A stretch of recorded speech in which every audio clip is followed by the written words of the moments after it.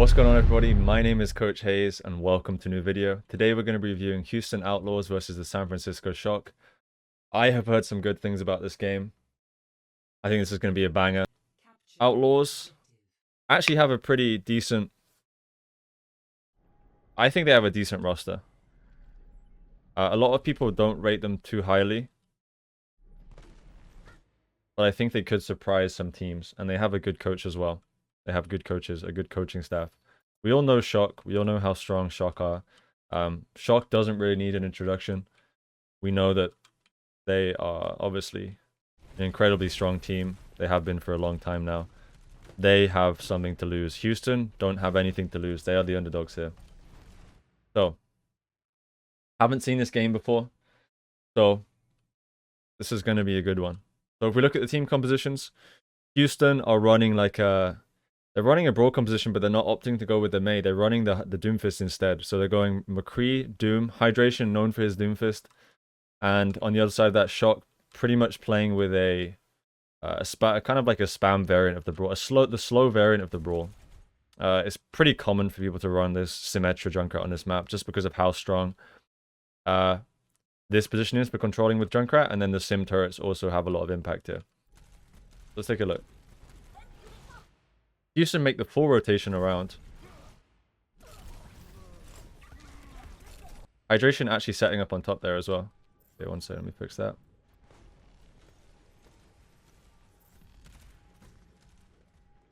Houston making the full rotation around. This is smart because if we look at this, now the DPS from Houston can actually find value here. McCree's coming from behind, Doomfist is coming from top. And they collapse. Hydration has to get out. Nice peeling there from the Lucio.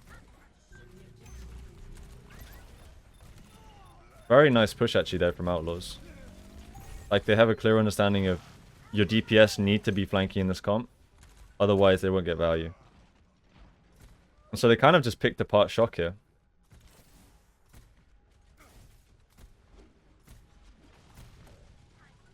We've got Shatter available.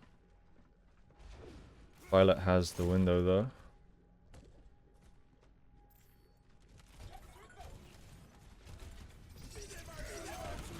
Wow. That's absolutely huge. I don't think there's any coming back from that one. Nice Shatter there from Jangu. Absolutely fat Shatter. It's actually pretty common you see these kind of shatters when enemies use window, because typically the Ryan's going to go for that fire strike right through the window. So Jangu saw that opportunity and went for the play. Outlaws making an aggressive play here, trying to catch them out in the rotation. They managed to get two.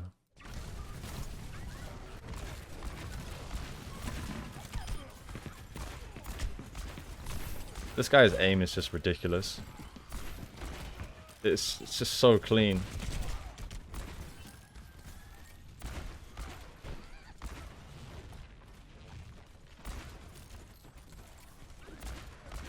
We got Doomfist. I'm assuming they're gonna play very aggressive here as well. Like Outlaws have to play aggressive with this comp, right? Because if they play slow versus a junk, they're not favored in this matchup.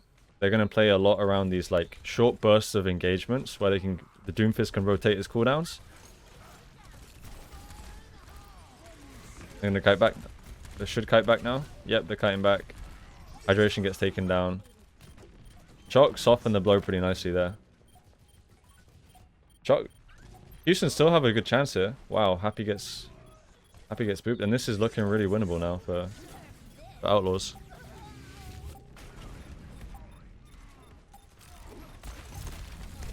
Go see what Hydration's up to here. Really nice.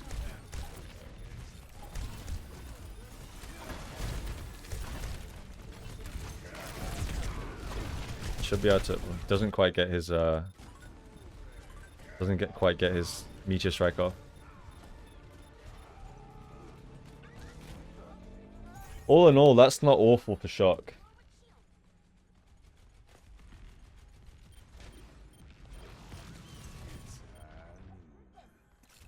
Outlaw's still fighting for this one. Yeah, they're gonna reset now. Shock have point control. See Hydration going back to that position up top. I wonder if we're going to see Happy flank as well. Since he has Hainun, yeah, he probably will go with the team here.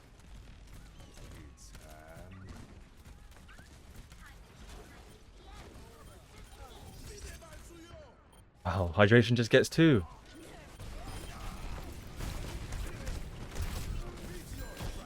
I want to see this. How does he get 2 for free? Is he just coming from top again and getting like an insane pick? Okay, so he... Oh, that's really nice. He just gets 2 just like that. And this just shows you the power of Doomfist in the brawl. If your McCree is not aware, the Doomfist just gets too much value. And that's what he's doing right now. He's just got 2 free picks on those supports. I want to be clear, it's not easy to play Doomfist in this comp when you have a McCree pretty much permanently looking for you. Hydration, some really nice rollouts there. Using that high ground position to get those in good engagements and make sure that he always has one ability to get away if he needs to.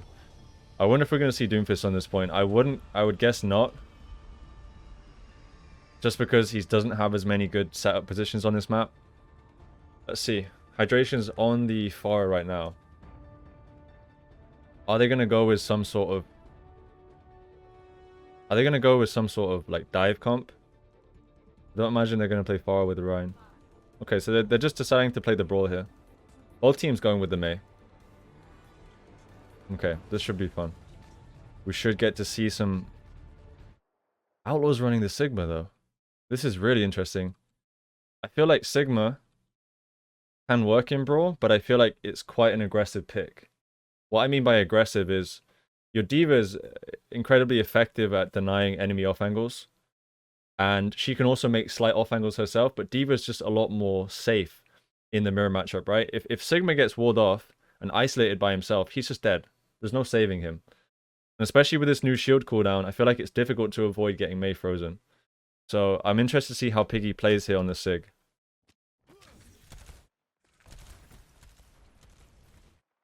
Shock running the Sim variant. I'm going to play this in slow-mo because I want to see how we trade here. How we trade cooldowns. Setting up quite aggressive with this Sig shield. Both team Mei walls come down. This Sig putting a lot of pressure on actually.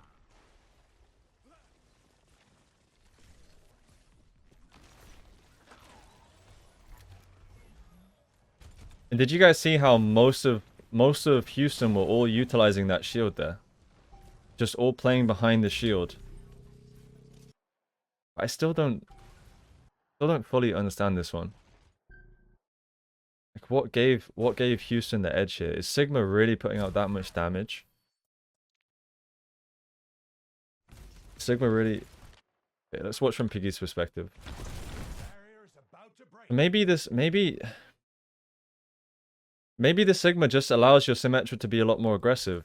Maybe that's it. Just allows your Symmetra to be a lot more aggressive.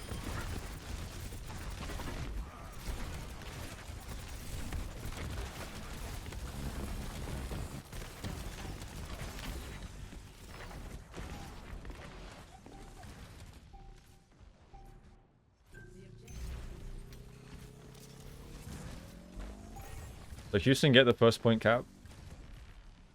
This is going to be tough now. This is going to be very tough, right? Because when the sim comp is set up, if you have those turrets in position, it's really, really inconvenient for the attacking team to walk through and deal with those turrets as well as dealing with the enemy team pressuring you. Let's see how they're going to play this one.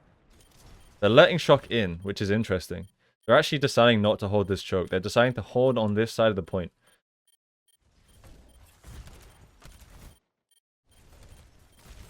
Hydration goes for the wall, doesn't quite get the wall off there. Now Shock have the tempo. They have that wall advantage. They go forward aggressively with the wall. But you see how Houston are making these off angles on the side? Piggy actually creating a lot of pressure here on the Sig. And he's gonna have that flux available quite soon.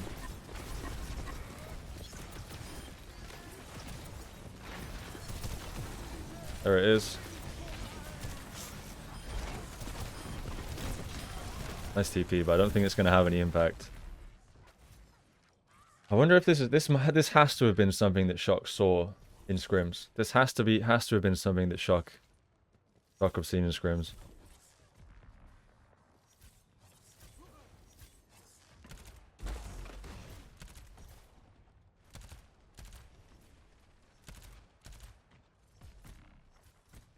And looking at this is not looking good for Outlaws.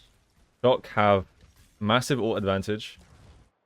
I mean, Nero's coming close to that Mayo, but the Mayo is coming online. The Mayo is now online for hydration, and we have the Sim wall as well. And look at those turrets doing absolute work.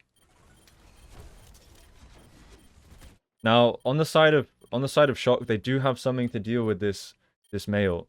Whereas on the side of Outlaws, like I said, this is a much more aggressive style of comp. And they don't have a whole lot that can deal with this Mayo. The D.Va can't eat it, they have no D.Va. Sig can eat it, but it's pretty difficult. Let's see how they play this. Shock pushing around.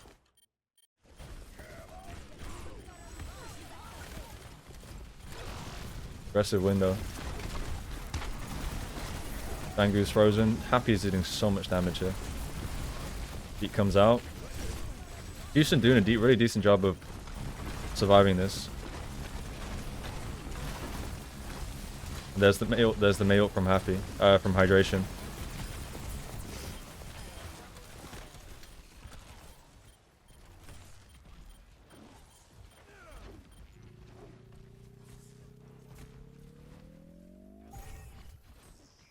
Let's rewatch this fight. I want to see exactly how this played out.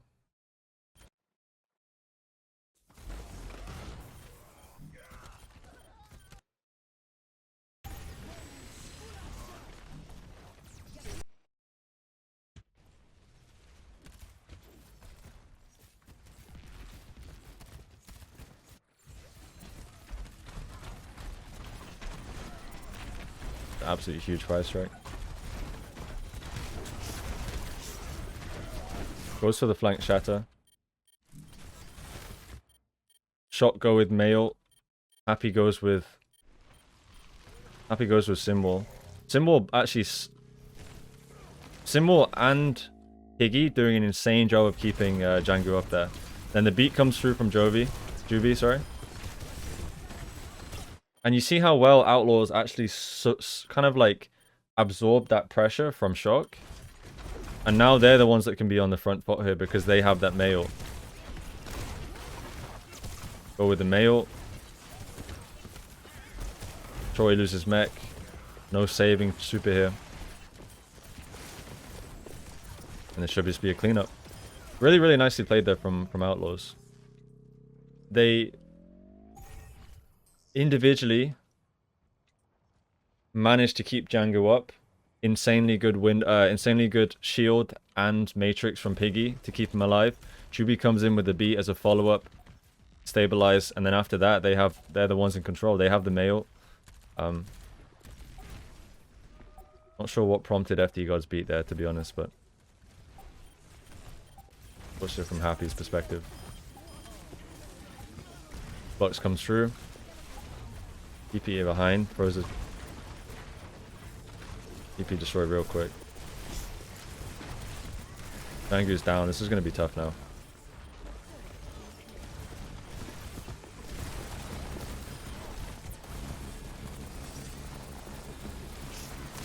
I was stuck. Wow.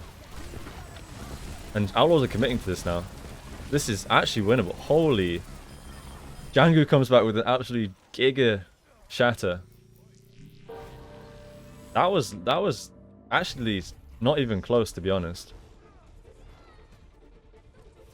Like, the whole game was not even close. Outlaws actually putting on a big performance there on the Brawl v Brawl. And you have to wonder now going into the second game, is Shock gonna continue playing? Is Shock gonna continue playing the Brawl versus Brawl? I mean, Outlaws look really good on it actually. They look really comfortable on this. Now they're deciding to go with the D.Va.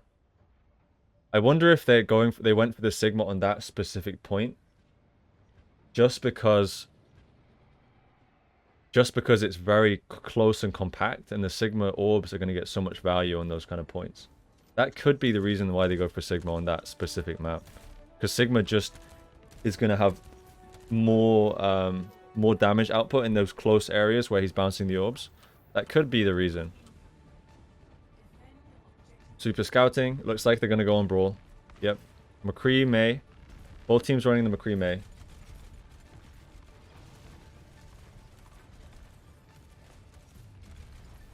Piggy dropping here, making an off angle. Why is this off angle good from Piggy? Well, he's going to be able to put pressure during this rotation. He knows that Shock do not want to fight during this rotation.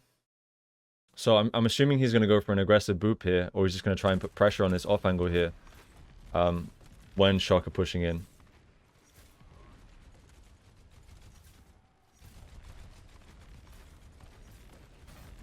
Goes for the boop. Outlaws follow up aggressively on this. Maywall comes down from hydration. Oh, sorry, Dante. And Piggy is frozen on point. They are at a disadvantage right now. That window is so early from Violet.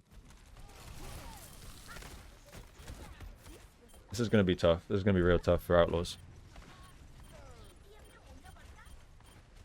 Outlaws are not afraid of Shock.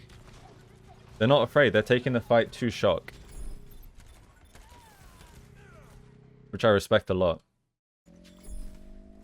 You can't show anybody respect when it comes to Overwatch. You have to play your game and force the enemies to play your game.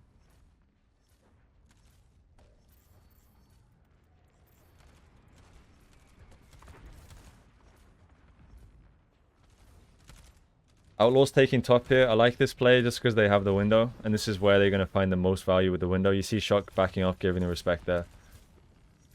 They know they have window.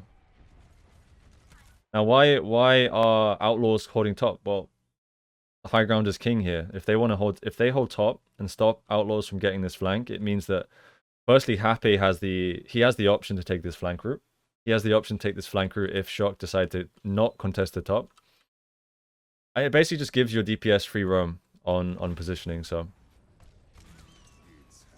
Outlaw's just going aggressive.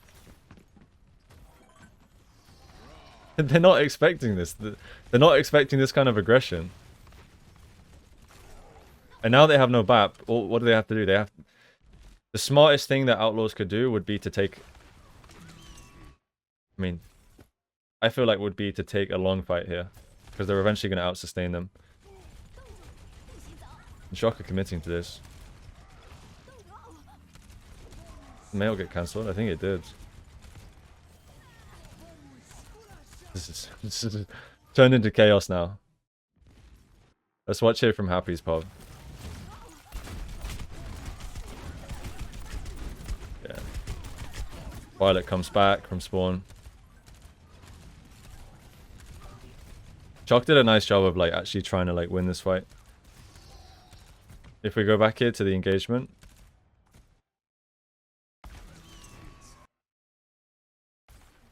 So they get the pick on Violet, and they're trying to push forward here, but you see how far this cart's moving away, and all of this space in between has no cover whatsoever.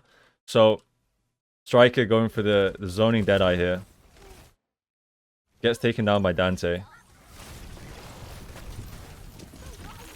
Oh, Dante goes for the mail, but it gets cancelled. And then just committing ults, trying to win this, investing as much as they can, trying to win this. Looks like Shock did manage to win this though.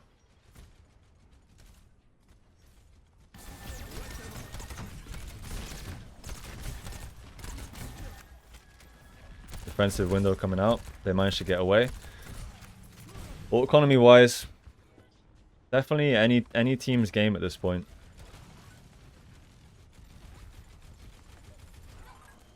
Ball comes out from Dante to try and stop them rotating to the high ground. Notice how Shock don't really have any cover from this position. They don't really have any cover to play with here.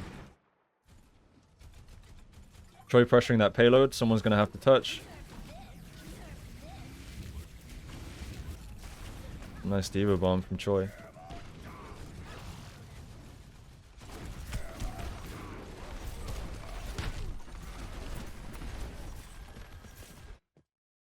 And meanwhile, look at this. Happy is doing work here over on the McCree. Exactly what it makes you wonder. Well, it makes me wonder here is Outlaws happy to take a fight on this position, even if their tanks are in a worse position? Look at this position that enables Happy. It enables Happy to control the top, and it also enables Happy to have this off angle where he can drop. Look for a pick here. One shot, one flashbang, Violet's dead. Nice pressure there from FD God. But because they have no BAB, this is just game over for them.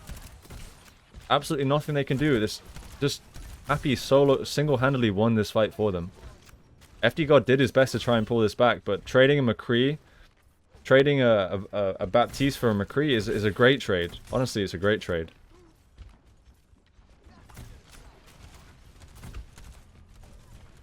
Window available here for Outlaws. This is going to be extremely difficult for them to push top here when Outlaws have window. Just because this window is going to be able to control so much space. And if we look at the side of, if we look at this from the side of Shock, where can they play from if they try and push this high ground? They can't really take the high ground. They might even just try and farm another window here and just try and play this position. Let's watch here from Crimzo's perspective. Okay, they're pushing in. Window comes out, wall comes out.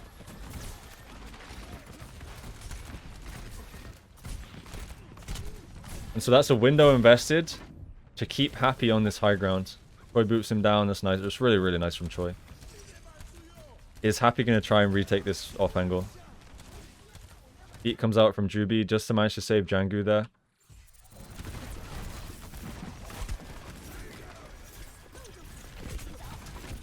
That was so risky. Oh, this is nice. This is really, really nice. Dante identifies that Nero is extended and exposed. He walls the rest of the team off and decides to push.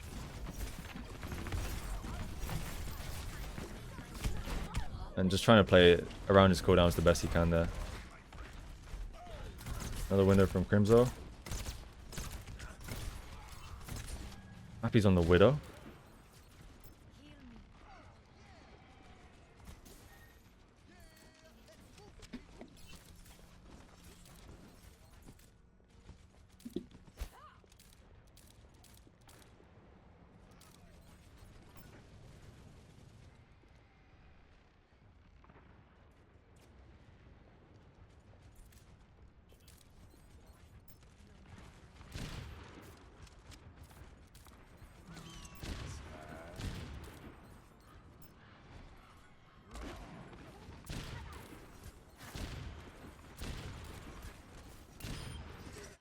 It's just insane, really. Like, all it takes is one opportunity for him, and he's taking those opportunities where they present themselves. It's actually a really, really intelligent swap, just because of how open this last point is. And who can contest the Widowmaker here? Really, who can contest the Widow here? What, you think Troy's gonna fly over there and try and contest this Widow? No, he can't contest the Widow from there. So the Widow is kind of free here. So this is I love this swap from Happy, actually. I love this swap.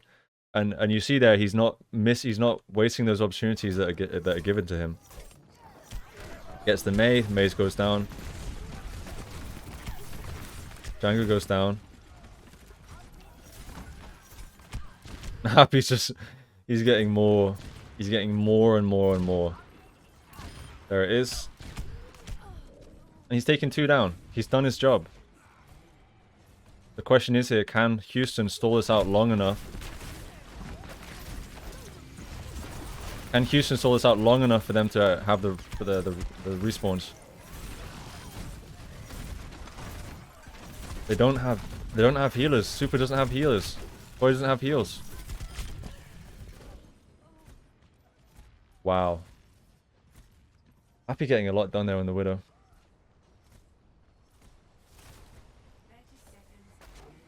Really nice stall there from Dante. This is a defensive blizzard from Dante.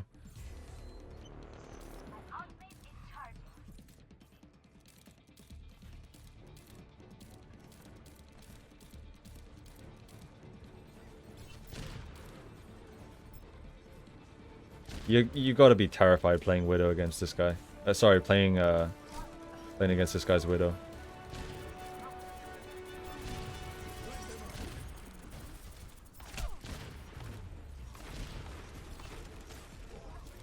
Striker does find a nice off angle there. He had a great opportunity to get the Widow there, but he missed it. Beat comes down from Juby. This is going to be tough. This is going to be real tough.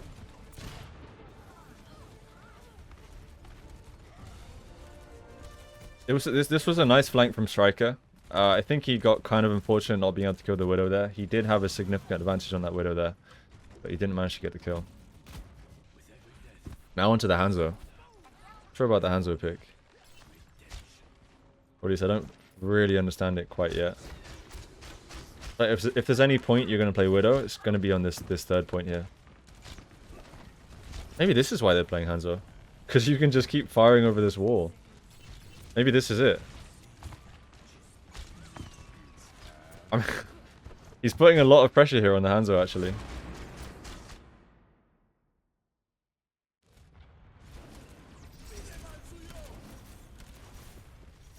Shock engage forward, try and get something done. It's a beat engage from Shock.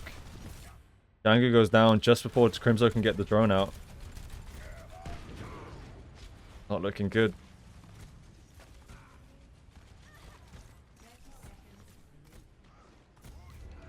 I don't think Outlaw's going to have a touch here.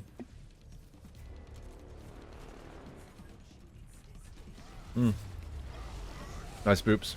Really nice boops from Shock there. Okay, Shock managed to pull the tempo back here.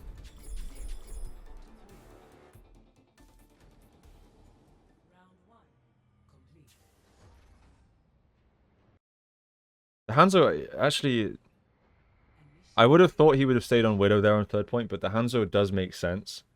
Just because you can just utilize that wall, climb up, fire some shots off. Shock did a decent job though of just engaging. Shock did a really decent job there of engaging and playing outside of the Hanzo's line of sight. When Shock engaged to this position, this angle here from Happy is now kind of it's not quite effective. And this angle here is also not very effective, right? If the enemies are playing behind this cover there, not a whole lot that Happy can do from there. I feel like this last fight was kind of Shock recognizing they had the ult advantage and really trying to push that advantage. How'd I get the replay code? This is on the replay viewer, Kermit.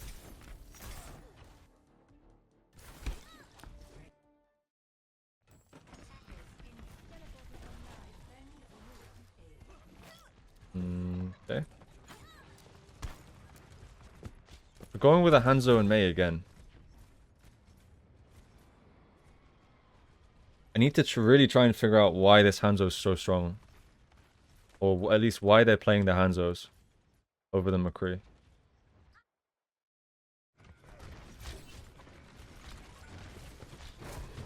I guess the Hanzo can also do a similar job to what the McCree can do in terms of like spam from the off angles.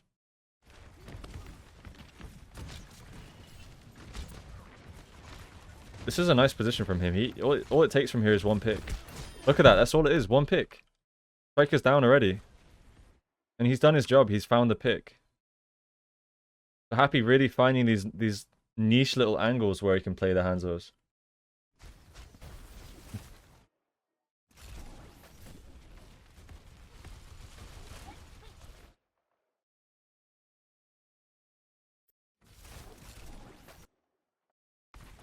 Okay, so Happy has the initial pick there. War comes out from Nero. War comes out from Dante. Drone comes down. You see these off angles that Nero's taking here? Both Mei's trying to take these off angles. What does this off angle achieve? Well, this off angle means that Jangu cannot push forward because of the threat of this Mei freeze. If he pushes forward and tries to swing super, what's happening? He's getting frozen. Dante is not quite in that off-angle position yet. Nero's kind of exposed here.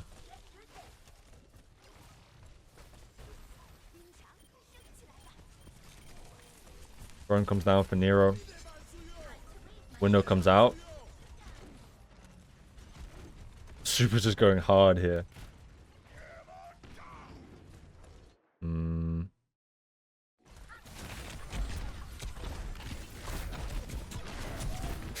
Oh, you hate to see it. You really hate to see it.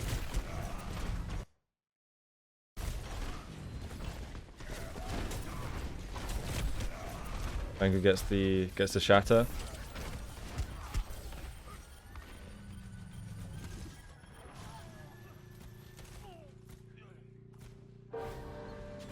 And this initial Happy really actually doing so much work in this game so thus far. Happy doing a lot of work here. Getting those picks. I'm also impressed by Jangu so far as well.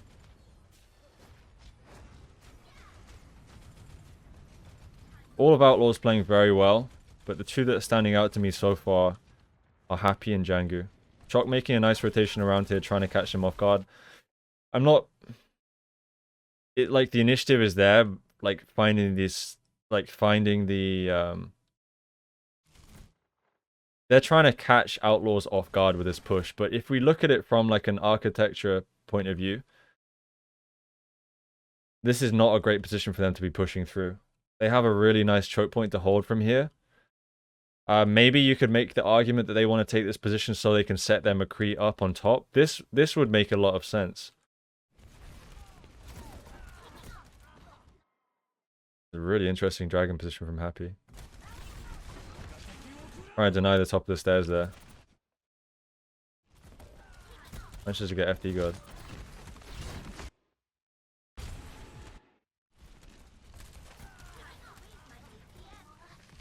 Go see some Django pop.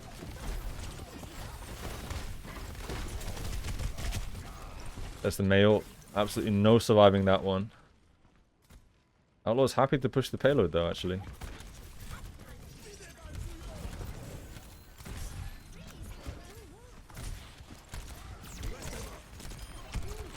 Both teams not giving in these fights. They're investing everything to win these. Nice drone. Some really, really close fights.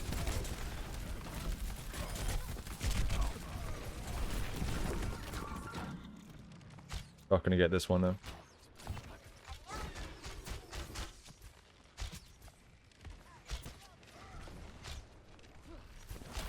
How does the Hanzo pick compare to the McCree in the mirror? I guess the Hanzo makes a lot more sense on these open maps in comparison with the McCree. Dragon is pretty nice for zoning still in Brawl versus Brawl. You can zone some good space off with the Dragon. I think in general, Hanzo is like spam. It creates good pressure. My guess is that they're picking the Hanzo here over the McCree just because you have a lot more open sight lines here. And the McCree fall-off damage is maybe not being so effective from range. There we go. As I say that, Violet's just one-tapping Violet with a Sonic.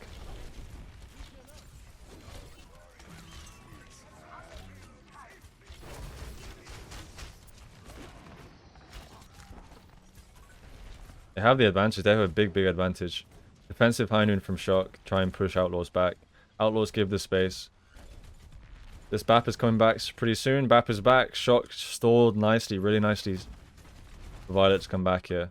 And if we look at this from a position standpoint, Shock are the ones in control right now. How are Outlaws going to take back this position? That's the question. Well, looks like they're going to take top.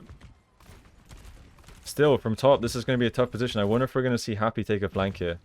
I wonder if Happy's also going to come through the high ground too. Shock back off to this position. You might be wondering why they backed off to this position. I believe they backed off to here because maybe they want to let Outlaws out here because they have this window. Right? If you let the enemies have some space, if you give them the false assumption that they can take this space, maybe Outlaw's going to try and rotate across here, and during the rotation, we're going to see a window from Violet. We see the wall come out. Instantly, the window is used to respond. Outlaws looking really split. I wonder if we're going to see a hard push here onto Django and Dante. Probably not because of this off angle from Happy. Oh, nice eat there from Choi. It's really fun to see how these teams are tussling for the high ground control. Seems like the payload's now far enough. They've kind of given up on this position, but I'm really surprised here that Happy is not taking top. I feel like actually both teams are missing opportunities here where they can take the high grounds. FD God looking to control that top position. Let's see how Dante got this. Because there's so many mind games here being played that we're just missing out on. One of these mind games is how this Mei is going to get the how this Mei is going to get the blizzard off. So he sees Choi use Matrix. Choi is obviously recharging the Matrix. And at this point, he's able to get the freeze off. Uses wall there to zone off this part of the fight and isolate Shock into this position. Nero goes with his own Mail. Shock did a really nice job surviving this. They did invest beat. Outlaws committed Mail, drone, Mail and window, and Shock committed Mail and the beat. Happy now switches off of the Hanzo onto the McCree. Yeah, I don't think I've quite figured out why they're running Hanzo yet.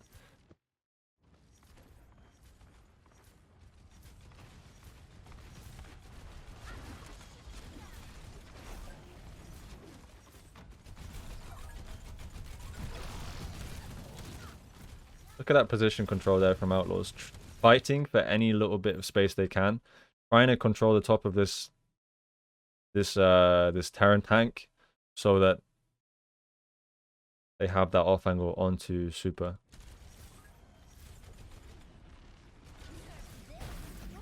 This is aggressive. That's exactly what they needed, right? They need to make a play here. If they try and come through normally, how are they going to get through this position? Piggy goes for a very aggressive Diva Bomb. Pushing in, Diva Bomb gets one. How did Crimzo get a pick there? That really is a big question. How did Crimzo get a pick? Wow, Nero was low and he gets the finishing damage there.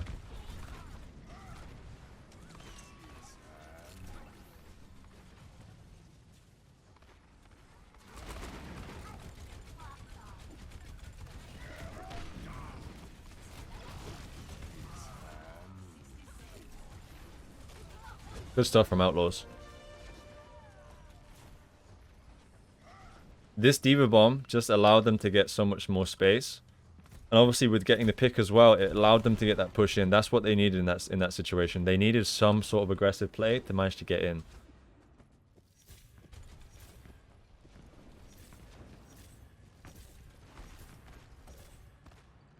Window here coming out from... Window here available for Outlaws. I don't know how we're going to see them play this. Go for the window. On the payload, I like this a lot. The window on the payload is cool because as the payload is moving around, they're still getting value from this window. So I like this a lot, actually.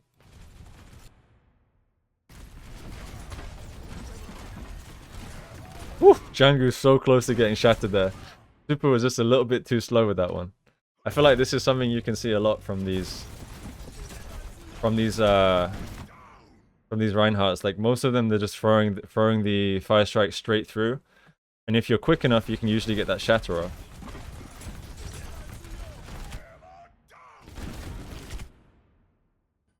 Yeah, pretty damn close. Nice block there from Django.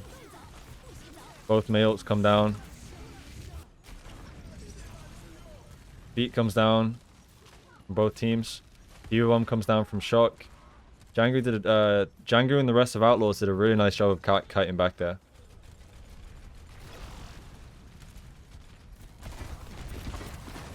See how Juby's going to play here on the Lucio. Getting a lot of damage and pressure down on this Rhine.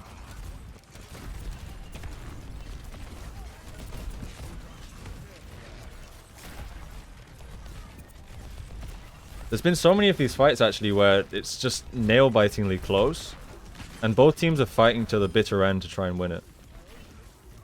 Not seeing any respect or resets coming out from either team. Shock now giving a reset now that they lose Choi. Outlaws want to get some more from this. They want to get more. If we look at this from an ult perspective, Outlaws should have the advantage here. Okay, what happened with Dante?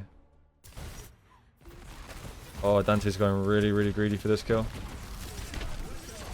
Oh my god, he survives.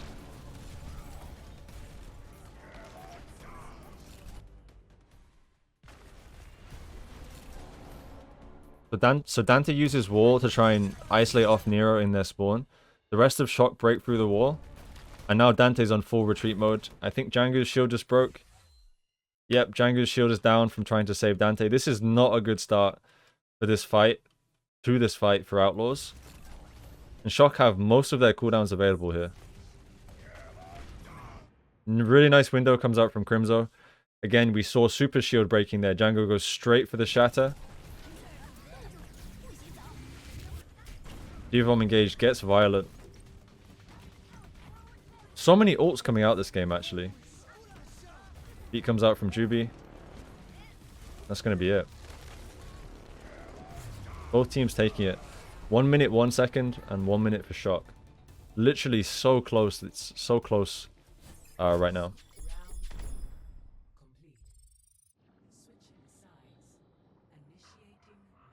Yeah, Outlaw's looking very, very proactive and aggressive, which you love to see, right? If you're playing against one of the top teams, the last thing you can do is give them time to think, because when they have that time to think, they are gonna outthink you with their experience, and they're gonna out-rotate you. So I love how aggressive Outlaws are being here and not showing any respect.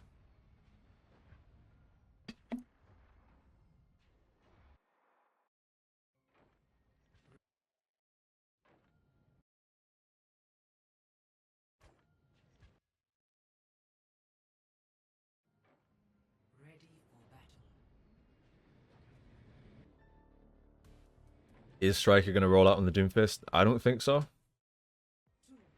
I would be very surprised. Okay, how a Shock going to adapt? They saw what Piggy did last time. Is Piggy going to try and make the same rotation here? I don't think he is. He got punished for it last time. Oh, nice wall from Dante. Just manages to get that wall off. And Violet goes straight down. And we're gonna see Outlaws go aggressive here. Matches the pin. Does not. Yeah, I mean, unfortunately, Super has no option here. He knows that Outlaws are eventually going to strangle them. Striker does manage to get one. Don't know if this is going to have too much impact. Maybe it will. I think Happy's going to swap. Happy's staying? Okay.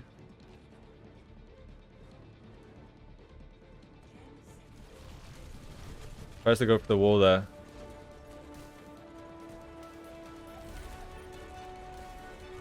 Here we go. It's last fight.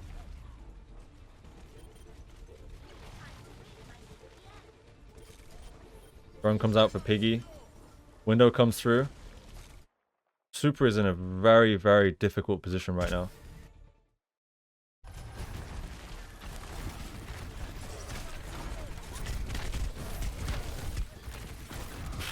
How can you survive that?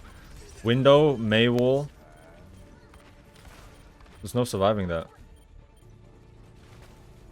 And this should now just be a cleanup for Outlaws. Well, there we go. That one pick decided the whole attack for Shock. That one pick initially for Outlaws onto Violet really decided it there.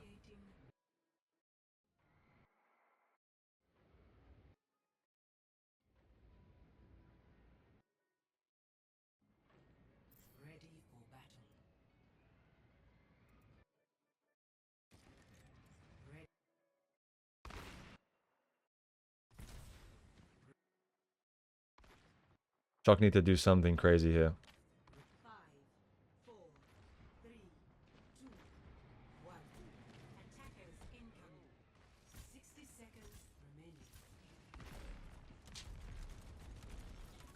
feel like the Shock support line is a bit too aggressive.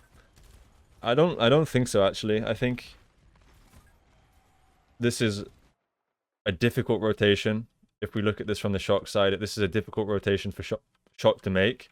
And Outlaws are just trying to punish any single rotation they can. And they're doing a good job. They get the pick there on Violet. It's just a really nicely timed wall from Dante.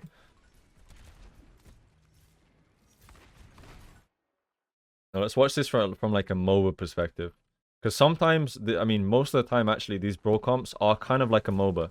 Let's watch each of the unique cooldowns and how teams are trading these cooldowns. Because it is quite important to look at. Troy going with the Matrix. Both Ryan's swinging. Maybe what Outlaws are looking for is just to farm this window. That seems to be what I'm seeing right now. They're trying to farm this window.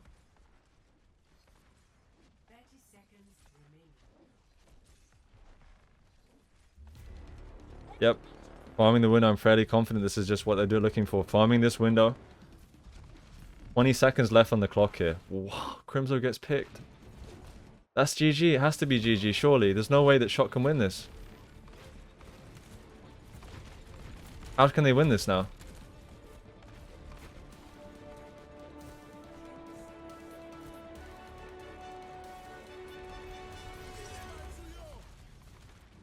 Piggy has to touch. Piggy gets the touch. I still don't see Shock winning this. I still don't see Outlaws winning this. They're doing such a good job, though, of sustaining here. They've lost the McCree. They've lost the BAP. BAP is on the way back. They're trying their best to stall and touch this. Piggy loses mech. Happy's on a nice flank, though. Troy denying that flank. Ooh, that pick onto Crimzo. They were so close to getting the window. I feel like Outlaws could have won that with a window. If we go back and just look at this window, if we look at this from Crimzo perspective, I think Crimzo has had a good game, actually, thus far. This is just, this is really, really unfortunate mistake to make. Because it's such a clutch moment. Let's see what exactly happened here. He's just trying to farm, yeah, he's trying to farm this window as quick as he can, right?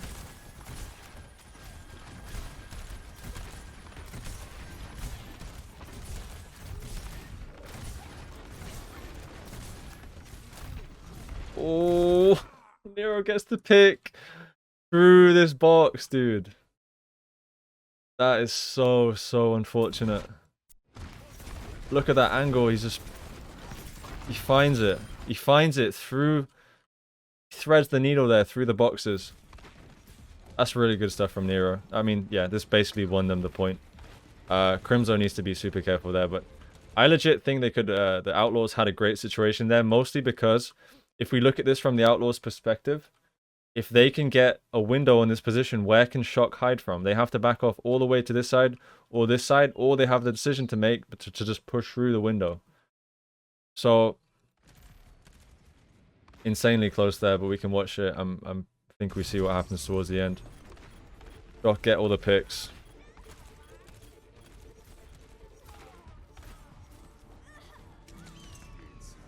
There we go. Shock pull it back. 1-1. Dorado next. Are we going to see some more variation in the compositions here? I'm liking what I'm seeing so far. We are seeing some more Jake is playing, dude. Jake is playing. Okay. This is super interesting, actually. Jake is playing Brig. He does have experience on the Brig, I'm assuming, from Goat's meta. So, I wonder how this is going to affect the team having the brain player, Jake, on the team.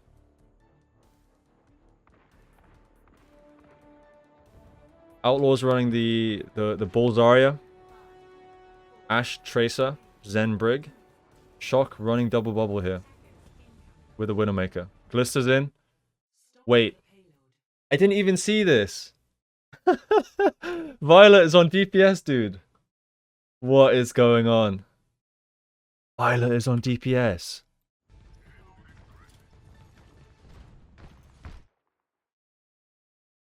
I'm shocked. Excuse the pun, but I'm shocked. Why is he on DPS? I saw the memes on Twitter about him, him being a good DPS player. Like, obviously him being like one of the highest combined ranks on the ladder. But I thought it was just a meme. I didn't think we were gonna see him on McCree. This is crazy, dude. Okay, let's have a look. Yo, what's good, Chris? I've been getting myself a little tan, getting some sun, mate. Been loving it. We've had absolutely amazing weather recently. Okay, so we all know how Double Bubble plays. Double Bubble is all about getting control of position and setting your core up in a good position. So setting this Zarya, setting this Ana, setting this Brig, and setting the McCree up in a strong position where they can have impact, and then they're going to look to farm those key ultimates like Nano, like Primal, and farming that Grav and the Zarya energy. So this should be a really, really good game for us to watch. I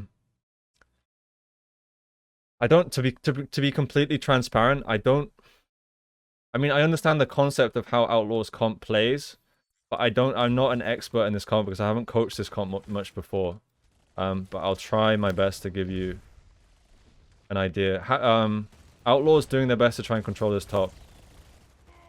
We see there's like two little fights going on here between the ball and the Tracer, and the Winston and the Tracer, and Outlaws coming out on top there.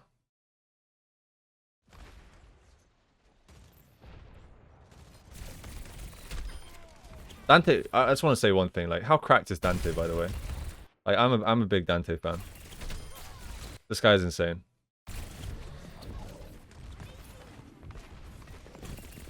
Just absolutely dominates Glister.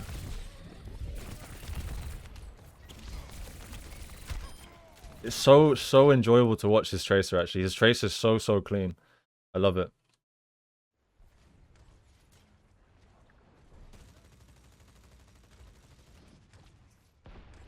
Outlaw's not deciding to push here. They're just happy and content to control this position. Happy is set up in a strong position.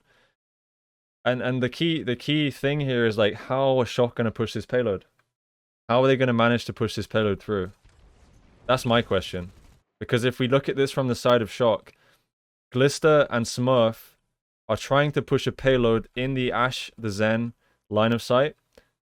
Meanwhile, also having to fight the Ball and the Tracer, who are having that healing and sustain coming from the Zen and the Brig. Whereas what do Smurf and Glister have? They don't have any support here because this core is trying to take top. Ana's now dropped. The Violet's also dropped. Ana's now trying to position in a way that they can actually support. Twilight's trying to support this push from Smurf. Bubble comes out from Smurf. Wonder if we're going to see some aggression here. Yep, we're going to see some aggression. This Zen and Ashe is just absolutely deadly. Zen and Ashe is just deadly. I want to watch some, I want to watch some of Violet's DPS, because I've legit never seen it before.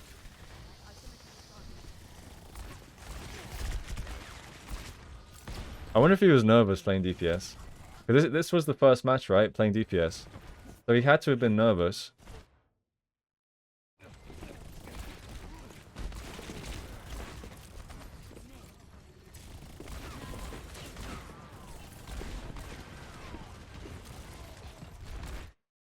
Yeah, I mean, Outlaws so far are doing a really nice job.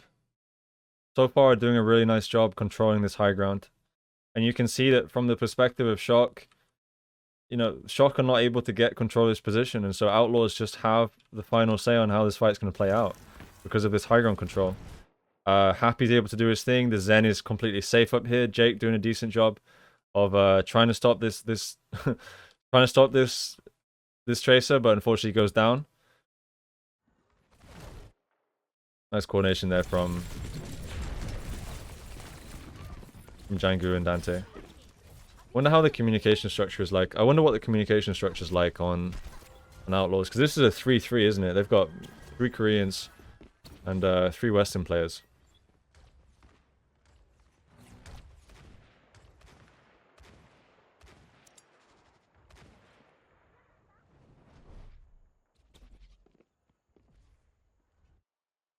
Oh, he played against Gladiators? Oh, okay. Fair enough. So he has played the DPS before. We see here, this position is causing problems for the Shock. Just an absolute battle for the space here. That's what we're seeing. We're seeing a battle for the space. It looks like Shock is starting to get on an even playing field here. But what have Outlaws done? Outlaws have rotated back away, and they're now playing distance. Outlaws clearly have a good understanding of how to play this comp. The Ashe and the Zen want to be as far away as they can, and they just want to be kind of like a turret position set up in the back and just applying pressure to an open area. Like, if we look at the Ashe position from here, she's going to be controlling all of this space, aside from positions behind these boxes, these stalls. So I like this from Outlaws. They're understanding how their comp should be played, and they're trying their best to control this. We still haven't seen any significant plays here from Shock. They've mostly just been stuck in rotation mode the whole game. And this, I mean, this is an even better spot, right, for Happy. This is even better for him, because he has incredibly good line of sight from here. And you know, I'm kind of surprised that Glister swapped off the Widow initially, because I feel like this Widow would have been decent for trying to control this. Maybe the ball and the Tracer is going to create too much pressure for him, though. That could be the reason.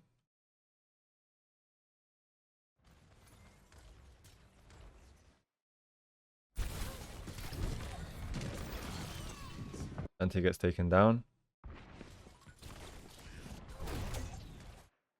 Django goes in, he gets the bubble. High Noon comes out from Violet. Violet gets taken down during the High Noon.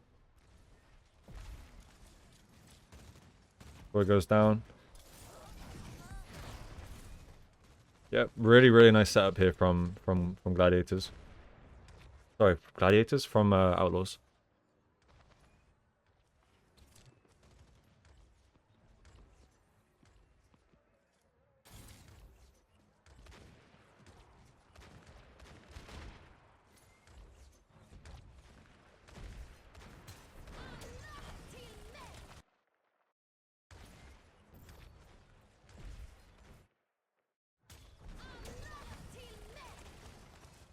Shock do have the rally, they do have the nano, they do have some good ults coming available here. They've decided to swap onto the D.Va, so they're still playing, not really playing double bubble anymore. They're now playing like a Winston D.Va and a break comp.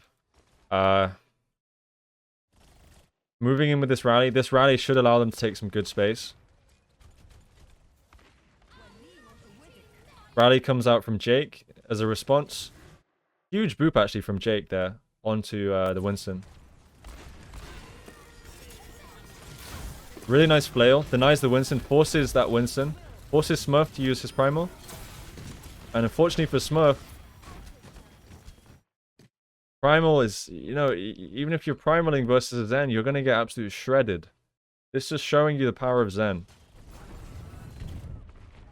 Django goes for that pack.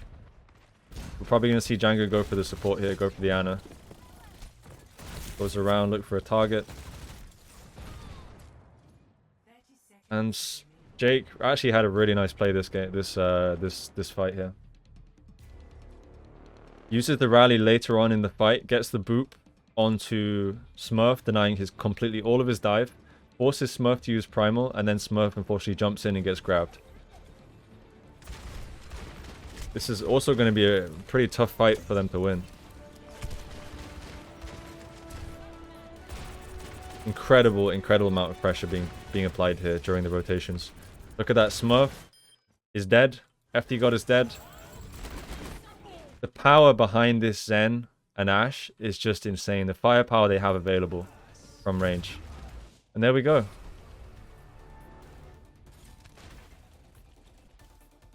Ooh.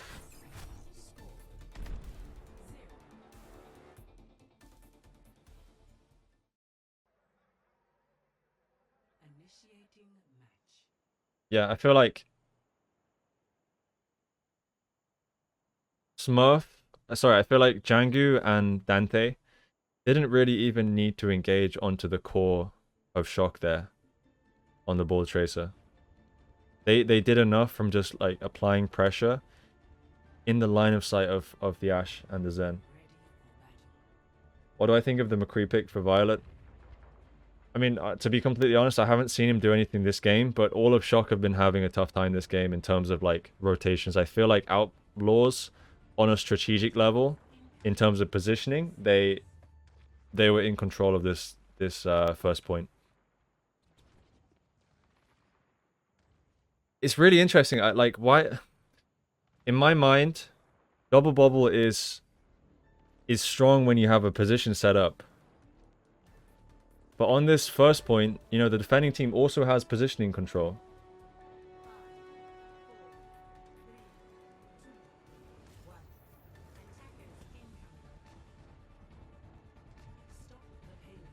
Happy on the Widow.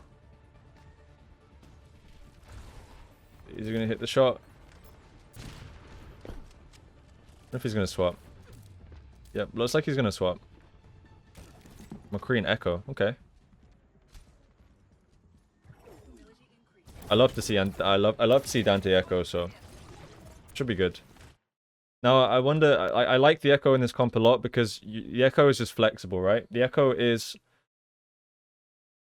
she can be aggressive with dives when she wants to. She can apply so much pressure from a distance with the 0 damage fall off. If she wants to get in a fight and get brawling, she has the beam to follow up on low HP targets. I like the Echo a lot. I think with Clone you can be very aggressive as well. I think the Echo pick is really nice. I love Echo. I think Echo is still extremely overpowered. That's just my opinion. I think she's kind of undervalued at the moment. And especially if you put this character in Dante's hands. Look at this, playing very, very low down to the cover here until he figures out where the McCree is. And this Echo has actually cleared off the space on the high ground. It's cleared the space here on the high ground. And Shock are looking like they have to go back here. I'm surprised we didn't see a little bit more of a fight out of Shock here for this high ground control. Did I miss something here? What did I miss? Maybe I missed something. I mean, I see the pick here, but I don't see much of a fight here from Shock. They're kind of just rotating away and giving this. Which is surprising, really. I think they want to fight for this, but now that Glister gets picked off, they're like, okay, now we definitely have to rotate back. Now we definitely have to rotate away. Outlaws are in the driving seat. They notice that Choi's out of position. They go for the engage here. Really, really decisive stuff from Outlaws. And they might even get Smurf as well. This might be GG. Wow, okay. Shock don't even have a defense here, pretty much. But that was definitely a blunder from Shock. The fact that they did not fight whatsoever for this positioning is a surprise for me. I would expect to see them. I was expecting to see them kind of like play from this position and have the Winston look for an engage here. Maybe Winston can actually jump from top, jump, land here, go with the bubble pressure, and then drop down.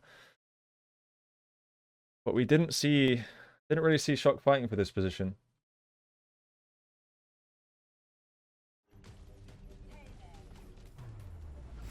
2-1 to Outlaws.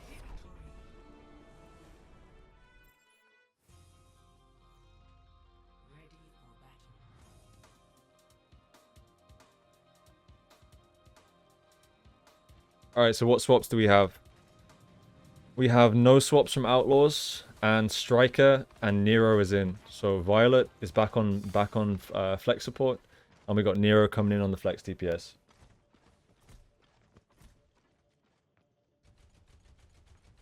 It's 2-1 right now for Outlaws and Power. Sorry, no, it is. Yeah, it's 2-0 because, yeah, it was a draw on Blizzard World. My mistake. Yeah, so 2-0 right now for Outlaws. That Blizzard World was a draw.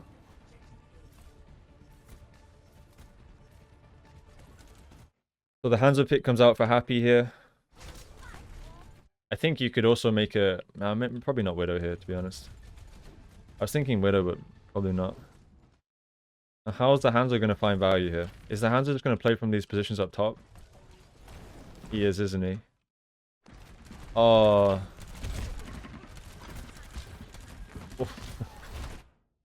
So I wonder whose idea this was. I really wonder whose this idea. Who gets the credit for this Hanzo pick? Because I now understand why they're picking the Hanzo. Like, they have these niche picks for certain areas of the map where Hanzo is finding more value. Because if we look at this, right, like, Hanzo finds value here because he can climb up top, he can shoot anyone he wants to, and FD God has to control his position.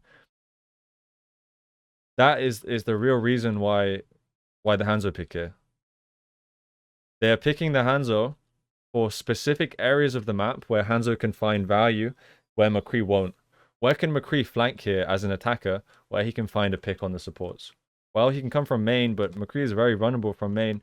He can come all the way from behind like this, but what are the chances he's going to be able to make this rotation? This is really, really smart. I don't know who is deciding on these picks. If it's Happy, props to Happy. If it's one of the coaches, props to the coaches, because this is something I haven't thought about before. Specific situations where you can find value from heroes like a Hanzo. I feel like Hanzo is probably not... I haven't seen Hanzo utilized this way much before.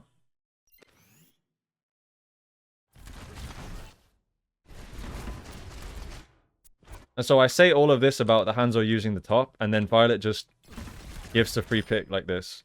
So actually, I mean, this is Violet's mistake. This is not really Hanzo. This is not... I mean, Happy's taking the opportunity, which seems to be a recurring theme here.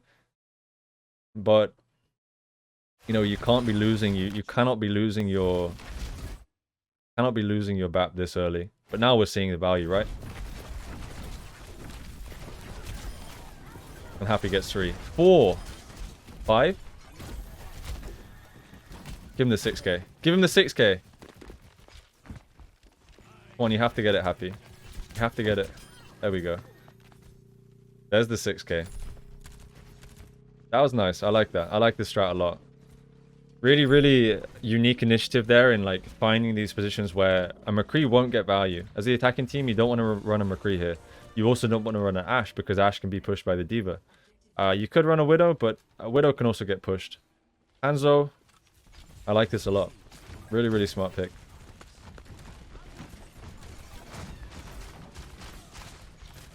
And you gotta be wondering, is Happy absolutely feeling it right now? Because it seems to be Happy's been feeling it this whole game.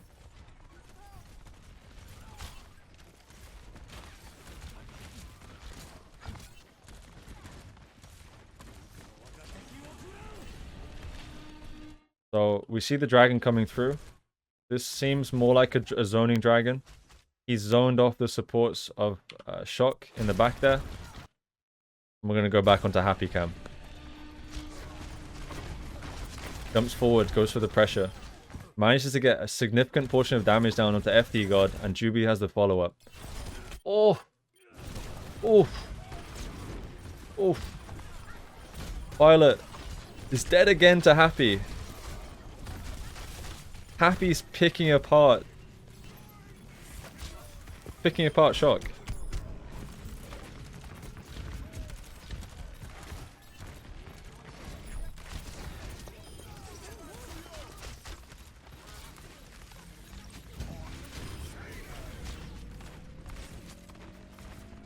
And you have to wonder, right? You have to wonder, was Happy undervalued? I mean, this is a first game, so maybe I'm jumping the gun a little bit here, but was Happy undervalued by some of these top teams? Was he a player that these teams should have picked up and that they let slip to Outlaws?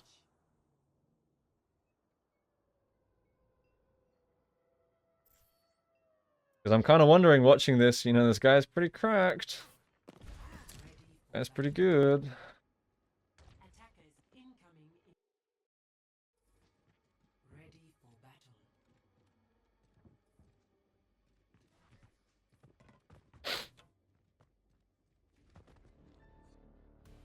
You thought Outlaws went big on Happy? I mean, I have no clue what salaries are, but you would have to assume that if a player like Happy got offered a spot on a top team, he would probably take that. He would probably take that over a team like Outlaws. But again, I'm just speculating here. I could be completely wrong by this guy, so I'm just an armchair Reddit coach with a bit more qualifications. So take everything I say with a grain of salt. I could be completely wrong. I don't know what's happening behind the scenes here, guys. I am just speculating. That's the great thing about my position. I can say whatever I want.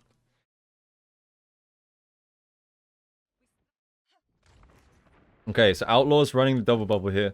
I love double bubble on this map. This double bubble on this map is an absolute pleasure to watch because of how we're probably gonna see the rotations coming out from Outlaws here. Double bubble is a lot played around the rotations of your tanks. There goes Jangu. Jangu's pressuring in.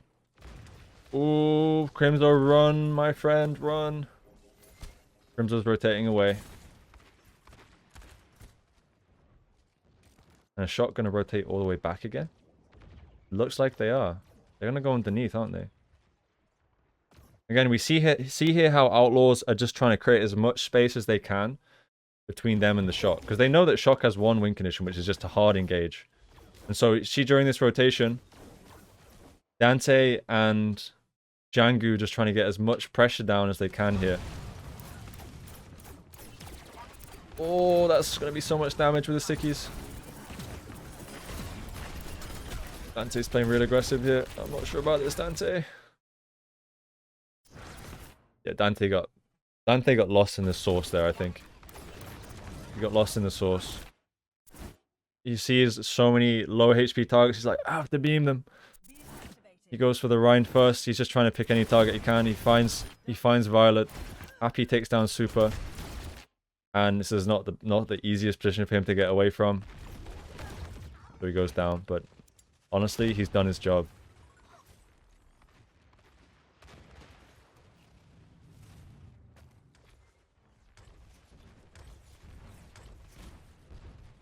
Super is back in business.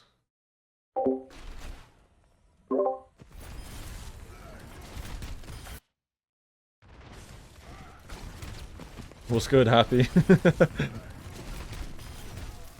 Okay, Super comes back and just absolutely dicks all over poor little Happy there on the Ash.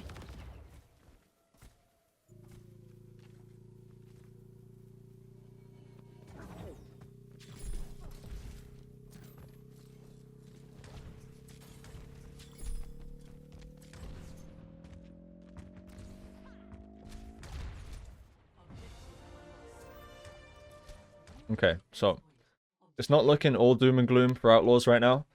Just because they have a lot of these key ultimates coming online. They got Grab coming up soon. They have the Nano coming up. Nano and Rally is 30% off. Dante's going to have Clone. Happy's going to have Bob. And Jangu should be able to farm that Primal. On the other side of that, we got Window coming out from Violet. Striker's got the High Noon. Nero has Mail. This is going to be a big fight, actually. Outlaws really need to try and get those key ults online before they plan an engage here, though. Jangu's probably going to drop here. Let's watch this from Piggy's perspective. Ooh, Piggy just missing out on the line of sight for the bubble there. So he misses out on a big portion of energy. We see the bubble comes out onto onto Jangu. Jangu has now Primal. And we see Outlaws giving a lot of space here. Dante goes in with the clone. Okay, he's forced to clone in this situation. Yeah, he's forced to use clones. Dante goes down. This is gonna be tough now. Oh, Jangu goes down with Primal too. That's really, really bad news. It's gonna be extremely difficult now. Piggy tries to make a desperation play. Oh, you hate to see it. I feel like this was definitely Outlaws' fight to lose. And they lost it.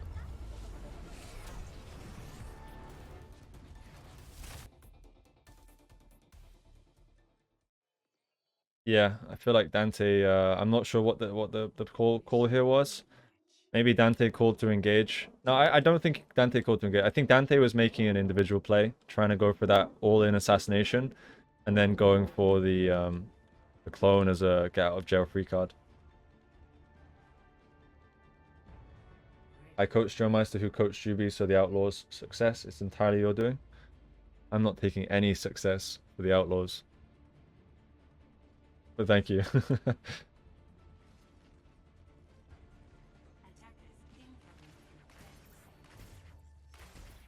Outlaws. Switching it up a little bit now. Deciding not to go with a double bubble here. And I guess the downside to playing double bubble on defense there is that, you know, you got to play. I feel like double bubble is a composition you have to play perfectly. And I mean, obviously the Overwatch League teams, they have the potential to play it well. But on second point, if we look at second point here, like, what good high grounds does this comp have that they can play from when Shock made this rotation? They don't have anywhere. Anyway, back to the action.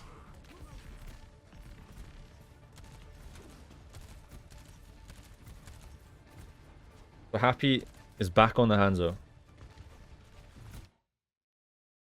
And he's going to his spot. He's getting in his little spot.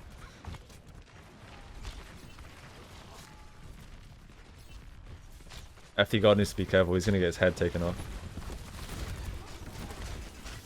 He's hard focusing this Lucio.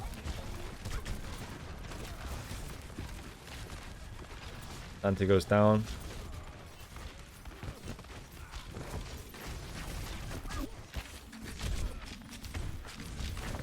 Let's go back and rewatch this push from Shock, because this is definitely impressive stuff there from Shock. This is no easy position to push out of, and I want to see the exact breakdown of like the micro cooldowns of how they managed to get control of this position. So Nero opens up with the Mei wall. Nero is in. Mei wall is broken through. Did I miss something? I think Choi and FT God came through the top there. Okay, sorry. Choi just got like walled up. FT God is in.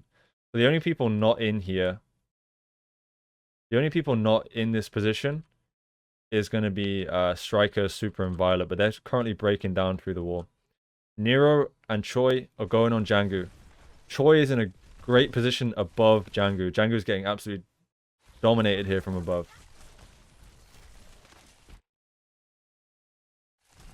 This wall is actually really, really good from Nero. This wall is what allows him to kind of get control of this area and get this initial HP advantage. Defensive drone comes out from Violet. I believe that... Okay, Crimzo doesn't have drone anymore. Yeah, he's already used it. Dante, I don't think he has a shift available. He doesn't have shift available. And Dante goes down. So nice, actually, nice set play here from Shock. This has to be a set play, right? This has to be a set play from Shock. This is probably a well-practiced kind of set play that they've executed before. But I like the wall there from Nero.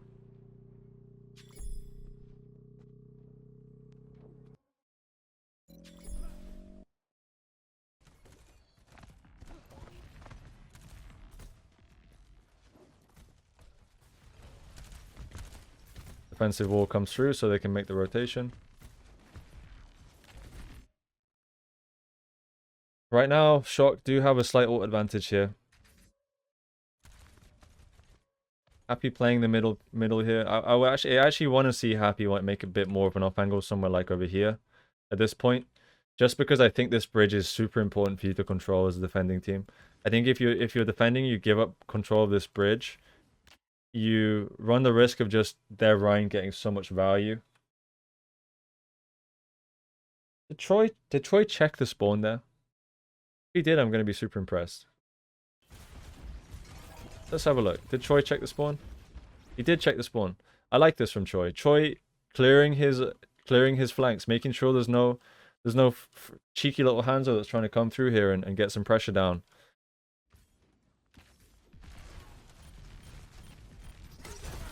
I'm a little bit surprised we're not seeing Happy take an off angle here.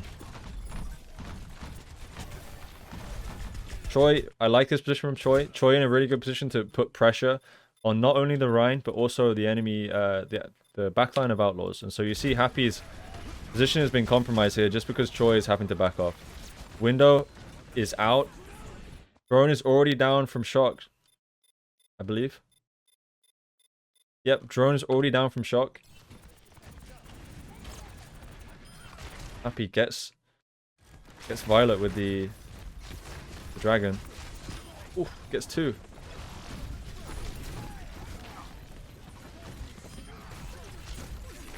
Happy's just, he's cleaning up, isn't he? Oh, FD got just absolutely got saved. I want to see this dragon one more time. I want to see what this dragon is controlling. So he farms the dragon. He finds a unique angle here. Troy does his best to try and eat this, but he can't eat this. And look at this dragon. It's controlling the key position. This key entry point. Violet jumps straight through the dragon. Ay, ay, ay, Violet, what's going on, mate?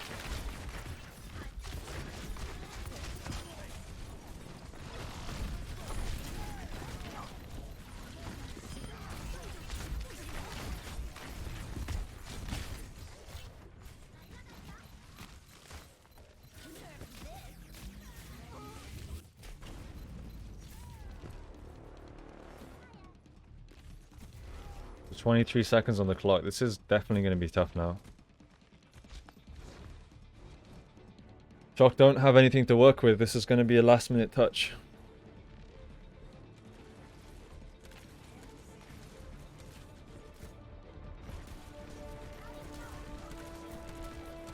Troy's going to get the touch. Wall comes through. Trying to break down that wall. Look at Outlaws' position right now. They're playing a brawl comp, but look how split they are. They're controlling every single angle of attack here. They're setting up a U-shape surrounding this choke so that Shock are going to have a real tough time getting through here. Dante on a nice off angle. Ryan's playing the right side. Piggy's playing just behind Jangu here on the right side. And then a little bit strange, we've got Crimzo on the left side here.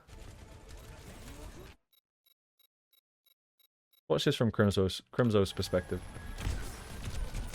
FT God going hard for Crimzo there. Run comes out.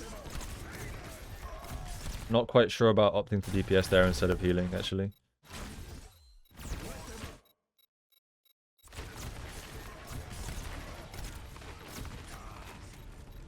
Violet's just asking to die though. He really is.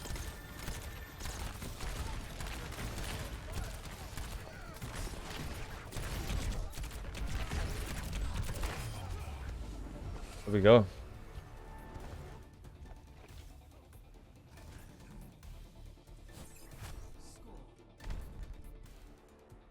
Watch this from Happy's perspective. Let's have a look. I feel like this is just Happy Cam all game. Like the guy is just having so many highlight reels here.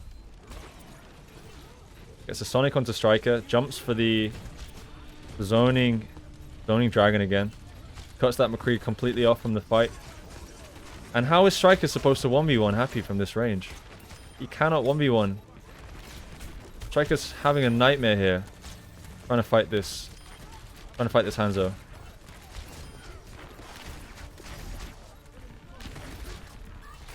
Woof, woof.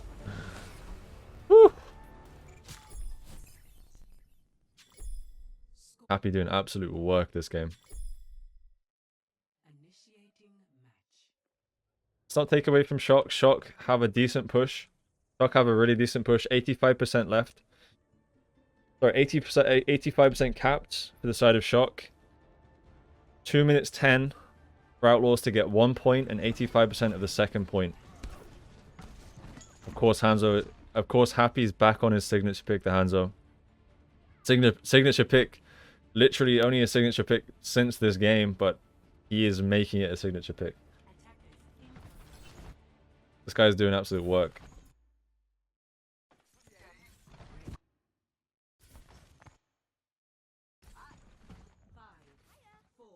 I'm honestly impressed with all of the players on Outlaws.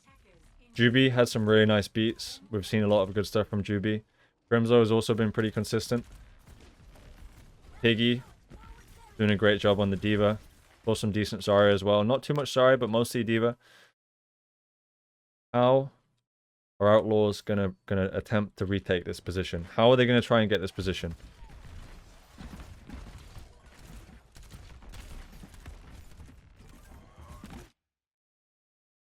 We know what our friend Happy's gonna be doing. He's gonna be playing. He's gonna be playing on those little windows. We saw FD God trying to get for the assassination here. FD God's playing with fire, honestly. FD God's just playing with fire here, going super aggressive on the Lucio.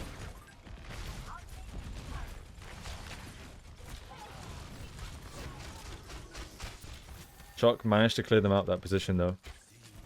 Shock do seem to, like, if I want to... Shock do seem to have the advantage in these neutral brawl fights, from what I'm seeing so far.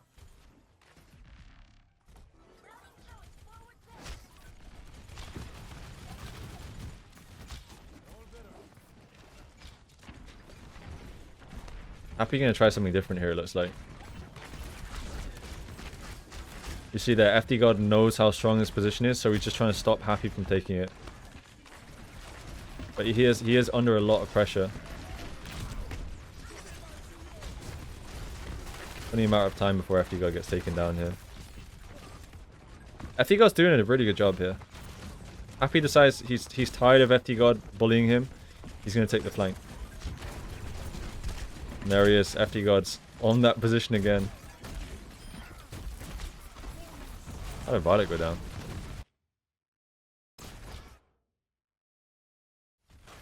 Oh, Dente gets it through the window. Beat comes out from Shock. This is aggressive. Very aggressive. Can Outlaws survive this? Beat comes out from Joby. That should be it. That should be GG for this point. I don't see Outlaws coming. I don't see Shock coming back from this one.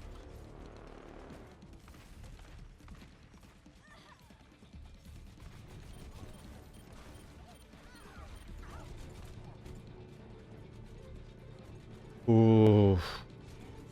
Pretty much one. It's going to be one last fight here for second point. And if we look at this in terms of ult economy, looks to me like Shock have the ult advantage here. This Mail is a tier 1 ultimate. The only way that Outlaws have a shot of winning this is if they either make an aggressive D.Va bomb play, but I wouldn't recommend an aggressive D.Va bomb play if they know that Shock have Mail, because you're essentially giving them a free Mail. Jangru needs to land a big shatter here. See how this fight's going to play out.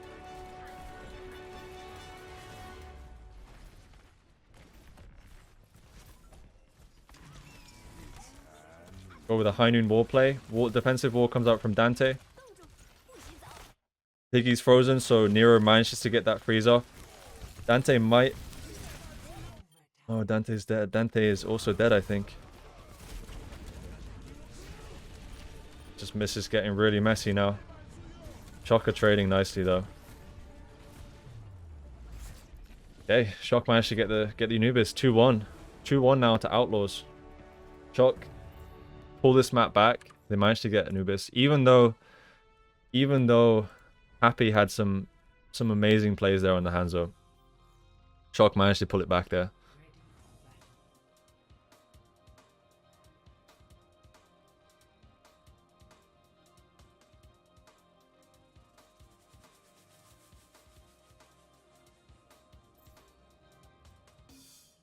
We have Oasis.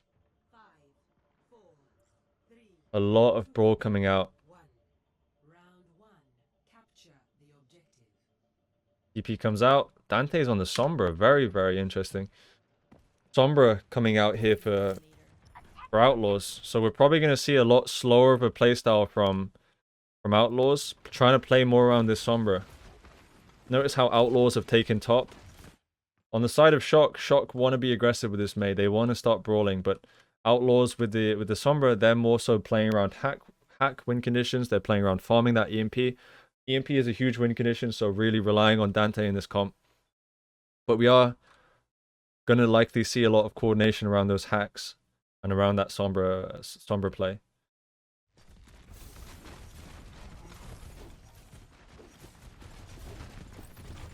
Looking for the hack. Doesn't quite get it.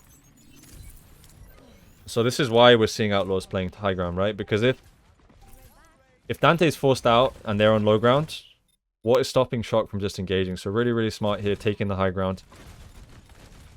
Dante is deciding to farm his EMP now. Oh, Happy's he's gonna get pushed, isn't he? Yeah, Happy's so dead. And so we're seeing the firepower coming out from the Mei comp. The Mei comp doesn't have to wait. They just want to engage. They want to get in. They want to fight. The comp from Outlaws, they need to play slow. They need to play around this Sombra win condition, which is going to be the hacks and farming that EMP.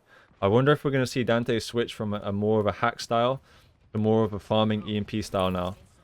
Because we're seeing here all that time he's trying to look for those hacks. He's missing out on valuable EMP potential. Pressuring the D.Va here. D.Va just trying to stall and avoid Dante. Because D.Va doesn't win this 1v1, right? D.Va's choice is trying to avoid farming this EMP on the D.Va.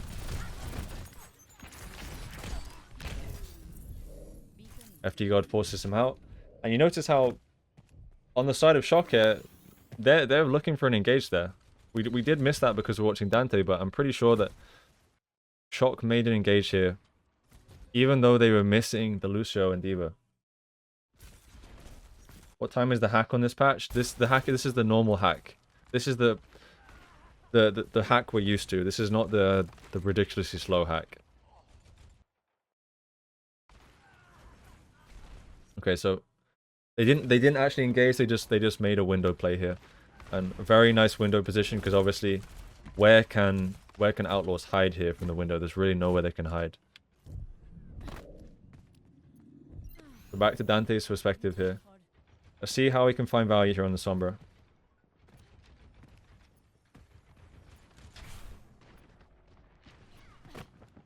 Look at that, Shock just going super aggressive, not giving Outlaws any space whatsoever. This is gonna have EMP soon.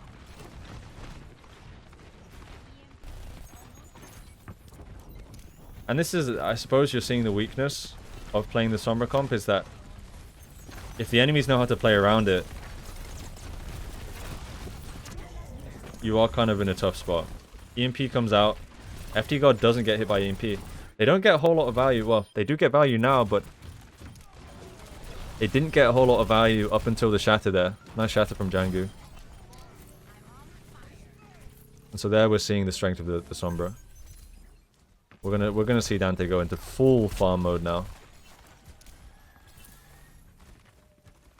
If this Sombra can just keep repeating that and getting the EMP, Sombra EMP versus the Brawl comp, it's absolutely deadly.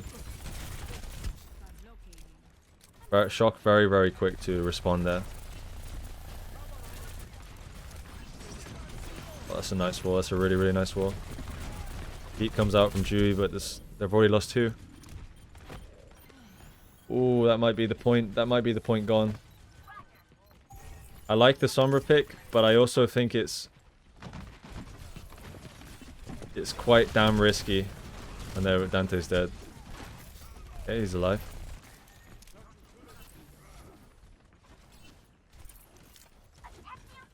It really is risky because you're putting so many eggs into this Sombra's basket, and if the enemy team play well around the Sombra, like look, because Shock are so proactive, they're not giving Dante enough time to get value here on the Sombra. He does get a really nice hack on the Lucio though. Ooh, FD God gets taken down.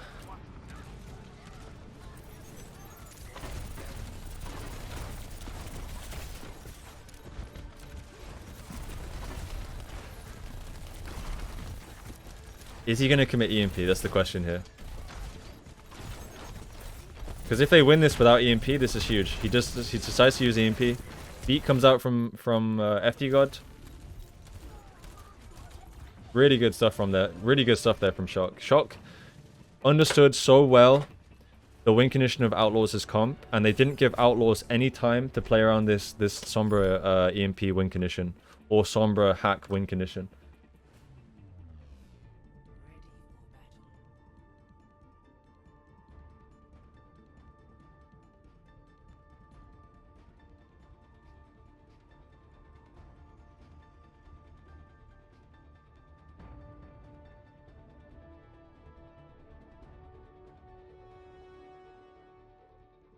Not seeing Sombra anymore from Outlaws.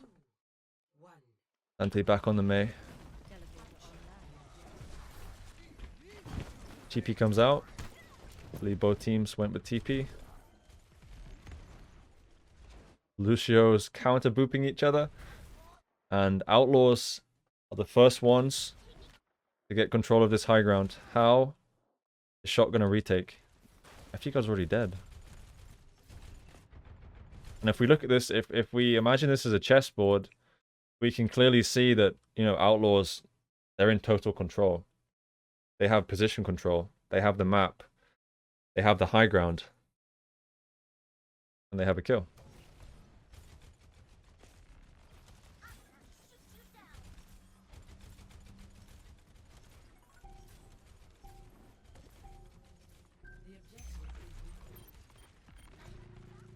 You'll be looking for those boops.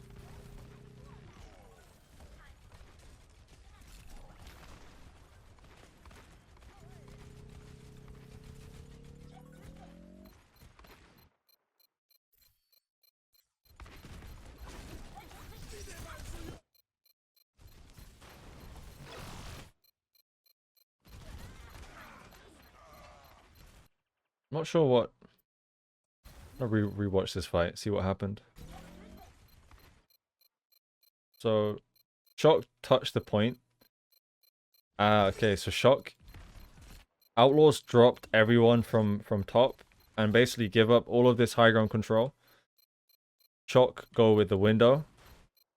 Striker and Violet shooting through this window. That is a deadly combo to be shooting through the window.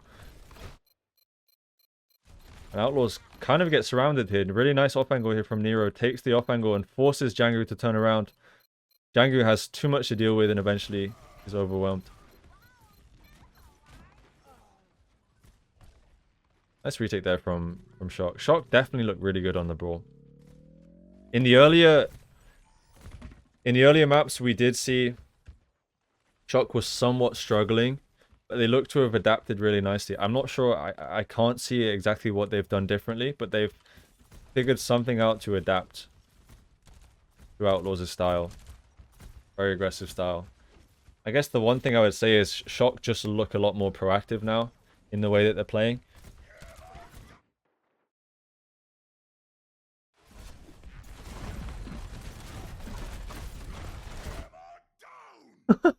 Wait, how is Striker in this position? How can you get there as McCree? How can Striker get there? What?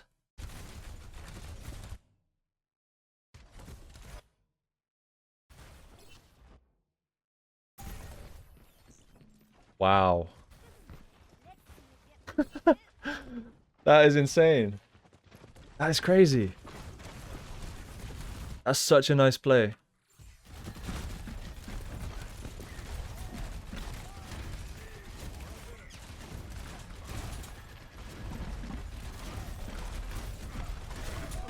Oh, so nicely executed too. Oh, you love to see it. That was really, really nice. That's a nice set play from Shock. Bringing out the playoff strats already, SMH. Shock not leaving anything on the table here today.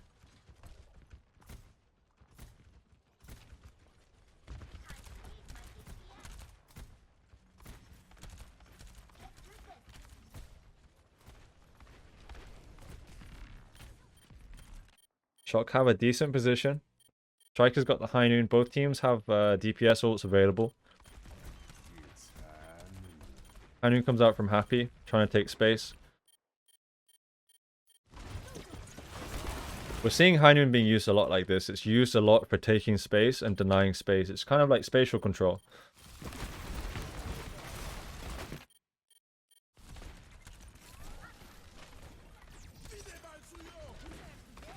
Diva Bomb comes out from Piggy. Gets FD God. That's the advantage they need here. Window comes out from Crimzo. And Shock have no legs right now. They have no legs. Django gets Choi during the Diva Bomb. Striker trades. Heat comes out from Juby just to secure the fight. FD God does have beat, but I don't think we're going to see him beat here.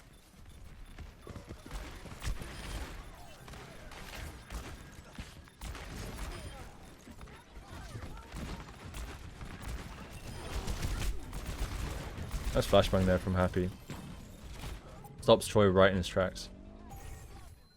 Ooh, okay, this is getting pretty close.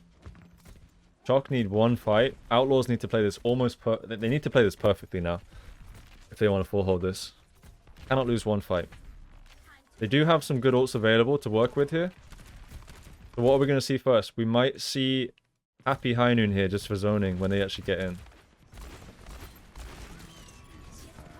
Striker uses Heinun aggressive, a zoning Heinun here to try and get some space. Now, speed boost, Heinun comes out, holding onto it. Oh, he holds it for so long, what a Chad. Wow, that's actually huge. So they use Mail and Heinun. Shock use Beat and Heinun. Probably just about an even trade, to be honest with you. Happy holds onto the Heinun for so long there. Diva Bomb from Piggy. I wonder if we're going to see an aggressive Diva Bomb. He's looking like he's going back defensively to go for this Diva Bomb. I know he wants to. I can feel it.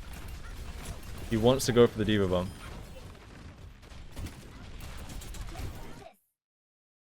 What happened here then?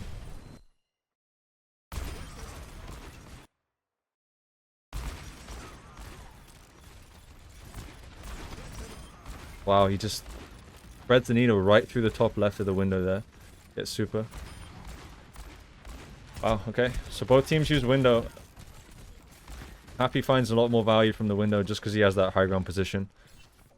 And this is the problem that Shock are kind of running into here. That this backline of Outlaws just have so much control here from the top that it's really difficult for Shock to get in through this position. We are seeing Mayok come out from Nero, so we might see a lot more aggressive plays trying to retake the top here.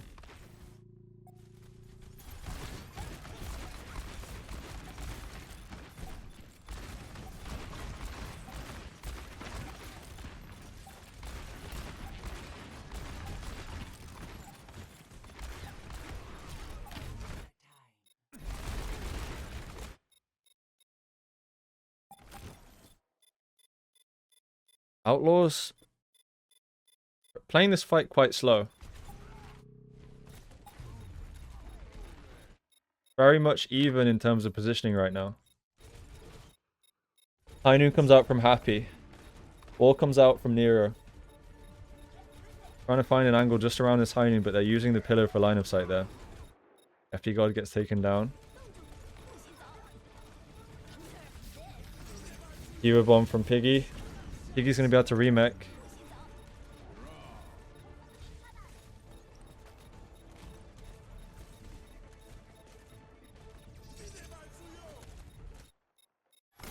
As it goes to the window.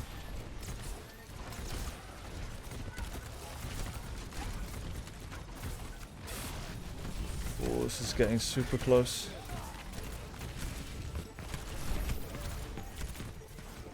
Wow, how did Shock manage to win that? I was confident Outlaws were going to win this. Let's go back and rewatch what happened here, because I feel like this was getting that initial pick. You can see how well Shock can play on the defense as well as the offense. Because they are down 1 right now. They've lost FD God, and they're still managing to play slow and survive this push from Outlaws. Striker uses defensive high noon.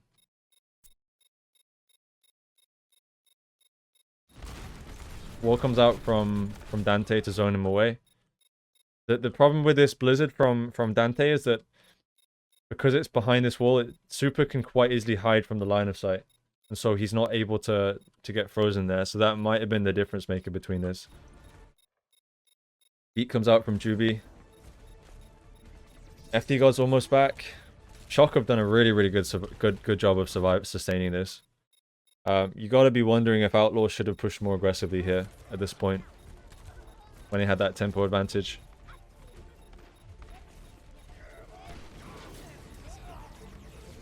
Happy goes down, Dante goes down, Django goes down. And there you go, Shock take the point. 2-2 now. Havana for the last map.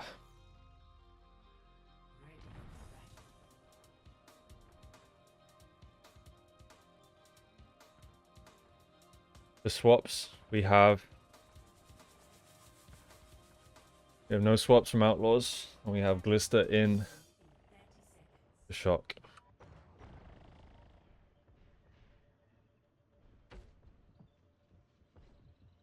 I wonder if we're going to see a lot of Widow on this map. I would assume so. Glister? Is Glister the Widow specialist for Shock?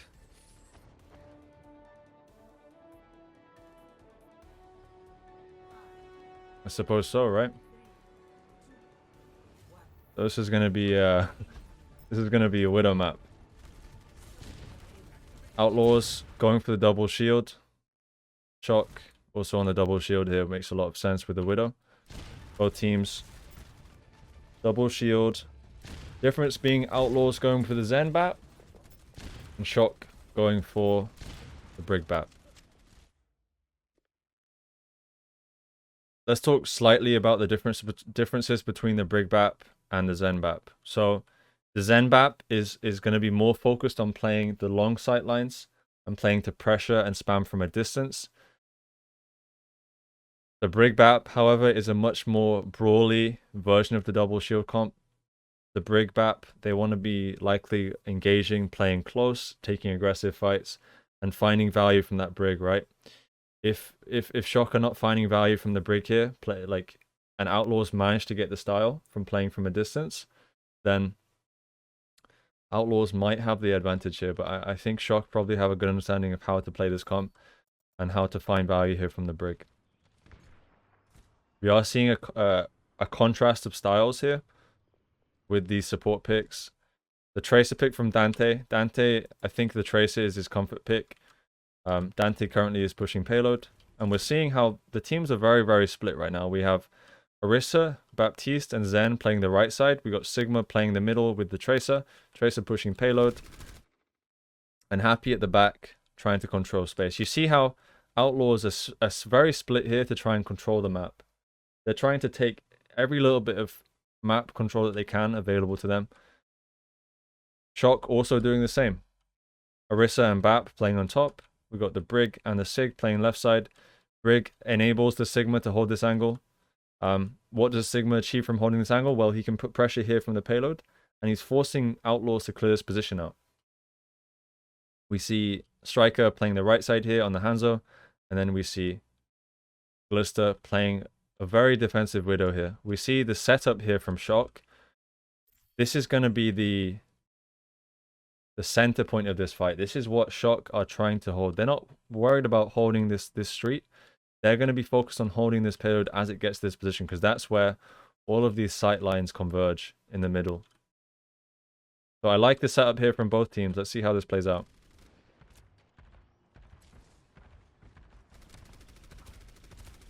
Striker sets up behind. Ball comes out onto Piggy. Piggy uses Flux. Sorry, not Flux. He uses Matrix to try and negate that damage. We see the peek here from the Orisa, the Zen, and the Baptiste playing as a unit here to try and control this side. Wonder how they're going to try and clear this Sigma and Brig out from Shock. Dante gets taken down. I feel like you're going to have a tough time here on Tracer versus comp. But Dante is, you know, he's comfortable on the Tracer, so I feel like this is why he's going with that. We might see him swap here.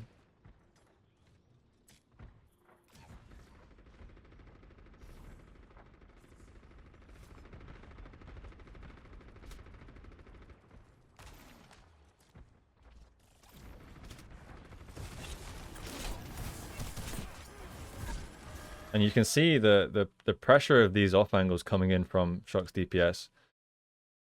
Shock Outlaws right now have to figure out how to clear out these people, because this is the catalyst for Outlaws pushing here. If they don't clear these people out, they're not going to get in here. So the question is how are they planning on clearing these people out from this position? We see that they are pushing into their center point. They are playing into the strength of Shock right now. Completely surrounded. It's only a matter of time here before Django goes down. France is forced. Outlaws haven't figured out how to deal with this yet. Dante's putting pressure on Violet. And I know this might be kind of difficult to follow, but this is the nature of this comp. This comp is difficult to follow.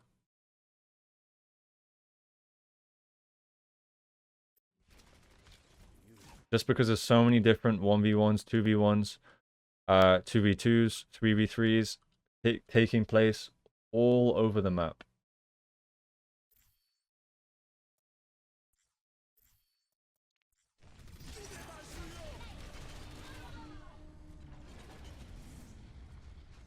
Outlaws have managed to get their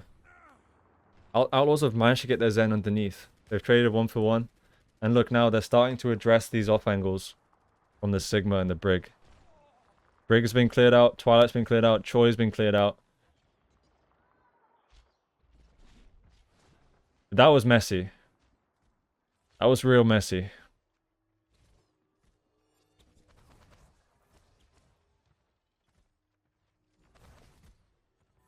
And now the puzzle, the Shock, is how do they get in now? How do they get space? And I suppose this is a good answer to the puzzle, really. If Glista can get an opening pick, this is real nice. There it is. Gets the pick onto Crimzo. They're going to have a big advantage here. Troy comes in, starts tagging point.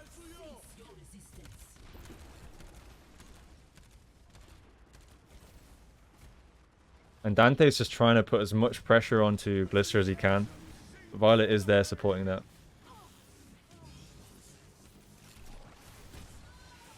Smurf goes down. Striker's still putting Dante's still putting pressure onto Glista. Glista wins the 1v1 there. Yeah.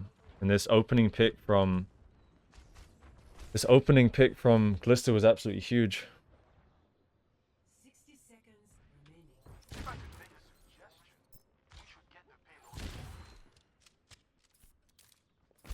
And you know the one thing about Shock is I feel like they play these comps. They understand how to play these comps really well. They understand the space controlling. They understand how to set up these off angles. They understand 3 points of attack. How are Outlaws going to get in here? So let's try and break this down. The key positions right now is going to be this high ground here on the right side. If they can somehow manage to clear these people off the high ground, it gives them at least an even situation where they can fight.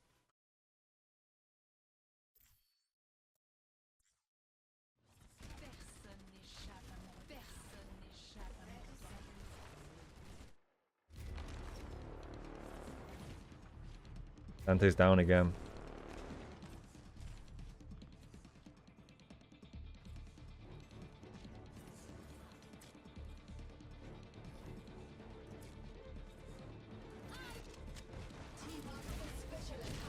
Happy looking for that opening. Insane amount of damage comes down onto Smurf. Wow, okay, Violet goes down. This could be winnable. Gonna be tough. Happy needs to do a lot here. He gets 3. He gets 3.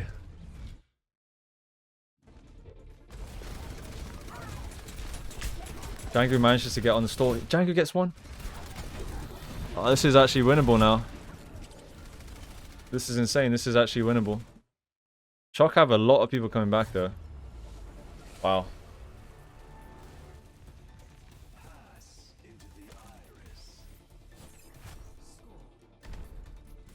Shock came back incredibly quickly there.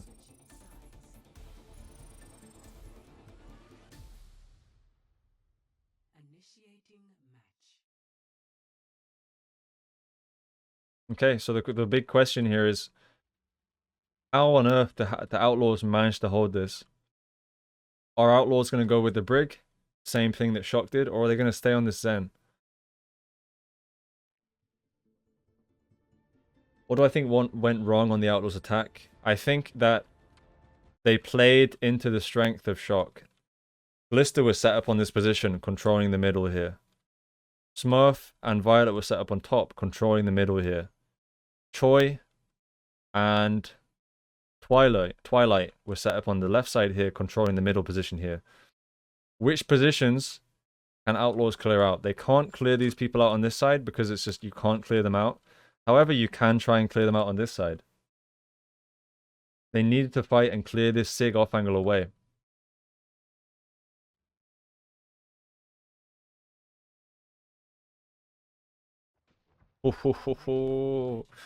Outlaws are bringing the heat here. They're going with the brawl comp. They're going to spawn hold. How are they going to hide this information from Shock?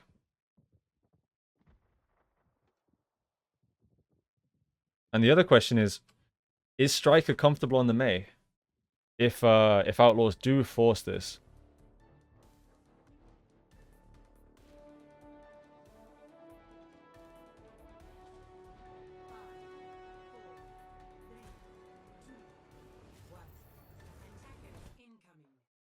So Shock are playing double shield, Mei Sim, and a Brig. And Outlaws are playing just full brawl composition. Outlaws have to go aggressive here, surely. They're not going to play this slow. There's no way. They're going to go for a wall and they're going to go aggressive. Dante gets an opening pick onto Violet again. Violet's been getting picked off first so many times here. Yeah, it's those jumps. I see him using jump all of the time.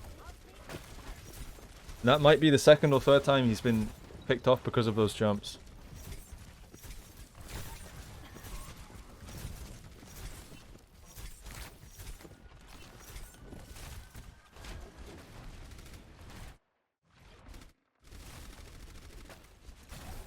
The comp from Shock is just so slow and sluggish.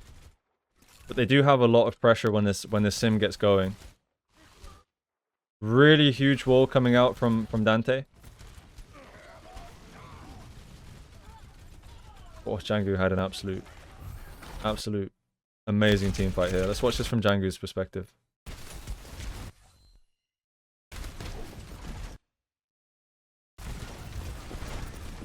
Huge fire strike.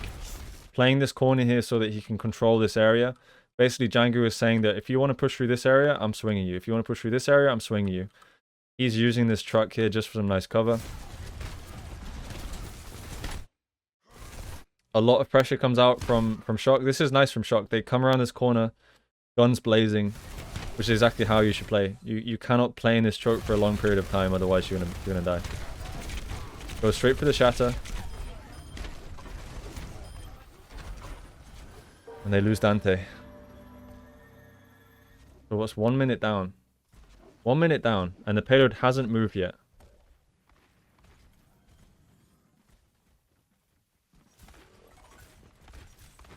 Of course, yeah, of course. Shock don't have a Lucio player right now. They just don't have a Lucio player.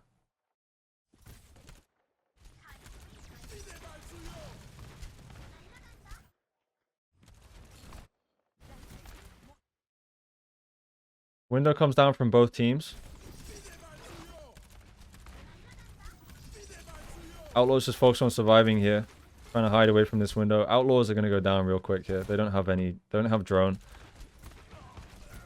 As long as they don't let the payload move, this is absolutely fine for them. Okay. So they didn't let the payload move. They're going to have... I think they're going to have 2 more fights. If they do this properly, they're going to have 2 more fights. So they're gonna come through, they're going to walk top, they're going to drop from top, and they're going to have 2 more fights. Okay, maybe not. They're just going to go straight. Hainu comes out straight away from Happy, zoning Hainu to try and get some space. And so here for Shock, how do they disengage this Lucio? They're not disengaging away. Did we get slept? I'm not sure how Juby didn't die there actually. Nano comes down onto Smurf. Beat comes down, but it's a little bit late.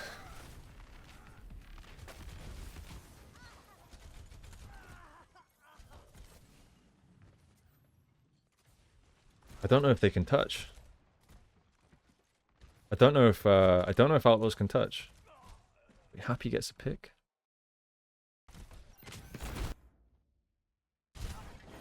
Happy's hiding here. He gets found out. Wow. I mean, the fact that he got a pick here is just insane. Like that is amazing for Happy because now they're actually coming back. He should have just died there without getting a trade, but he manages to get that trade, meaning that this is actually even. Window comes out from Violet. Dante manages to get the freeze onto Troy, then goes straight for the Mail. Mail also comes down from Striker. Really nice nade there from Twilight.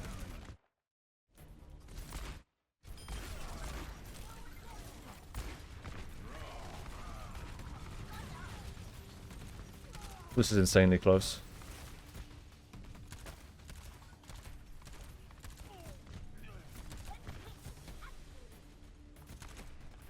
It looks like... Wow, Outlaws managed to get that fight. That was so close.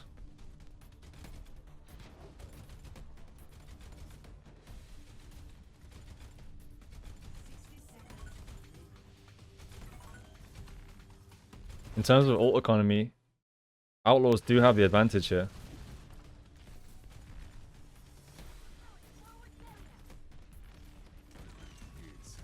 Aggressive high noon play. Again, you see the wall in response. Troy loses mech, Diva Bomb comes out. That's another ult gone. That's a really nice trade. High noon for a Diva Bomb is an insanely good trade. Window comes out. Again, wall comes down. Oh my god, he gets Violet. He snipes him with the fire strike. Oh my god, that is just huge. Oh, he one-shots Violet. That's got to be it. That's got to be game.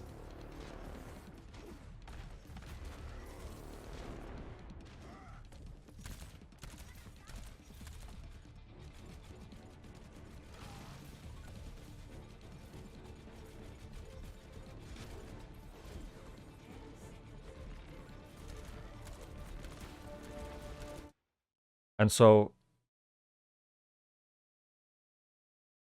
missing the Violet. Violet's now back.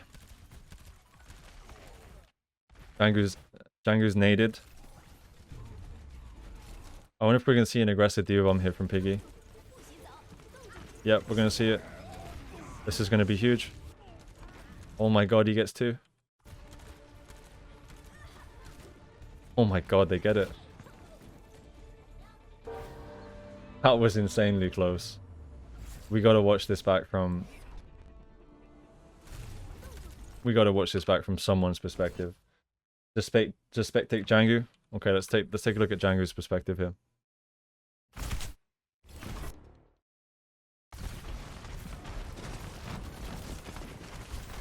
So flashbang into nade onto Django. Django gets drone. Fire strike. Django's going for the flank. He gets 2.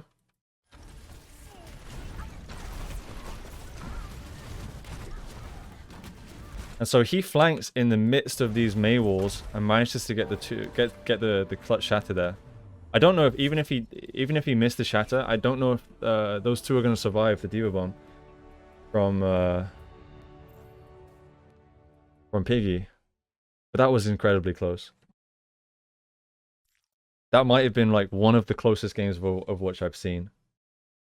I feel like initially the start of this game we saw very aggressive plays from Outlaws.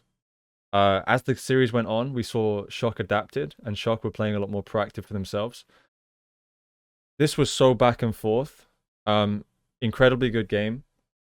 I think Shock had the edge in the double shield matchup. We saw that. Brawl matchups, it was actually pretty close between the two. Very back and forth when it came to the brawl. On the Zen Ash comp, the Zen Ash Brawl Zarya comp, I was actually really impressed with what I saw from Shock. Shock had, sorry, not Shock. I was very impressed with what I saw from Outlaws. Outlaws had a really good playstyle around this Zen and Ash, and obviously we saw Happy absolutely dominating this game. I'm wondering after watching this game if we're gonna see a fire lit under Shock's ass, and we're gonna just see an even stronger Shock. But Outlaws definitely looked very impressive.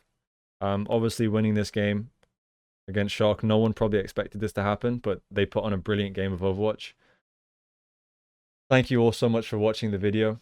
If you did enjoy this video, please drop me a like on this video and maybe even consider subscribing. If you're interested in getting access to additional content, I have a Patreon account, which you can find down in the description. Leave me a comment, guys. Let me know what you thought of this video and what you'd like to see next. Thank you, everybody, for watching, and I'll see you in the next video. Peace.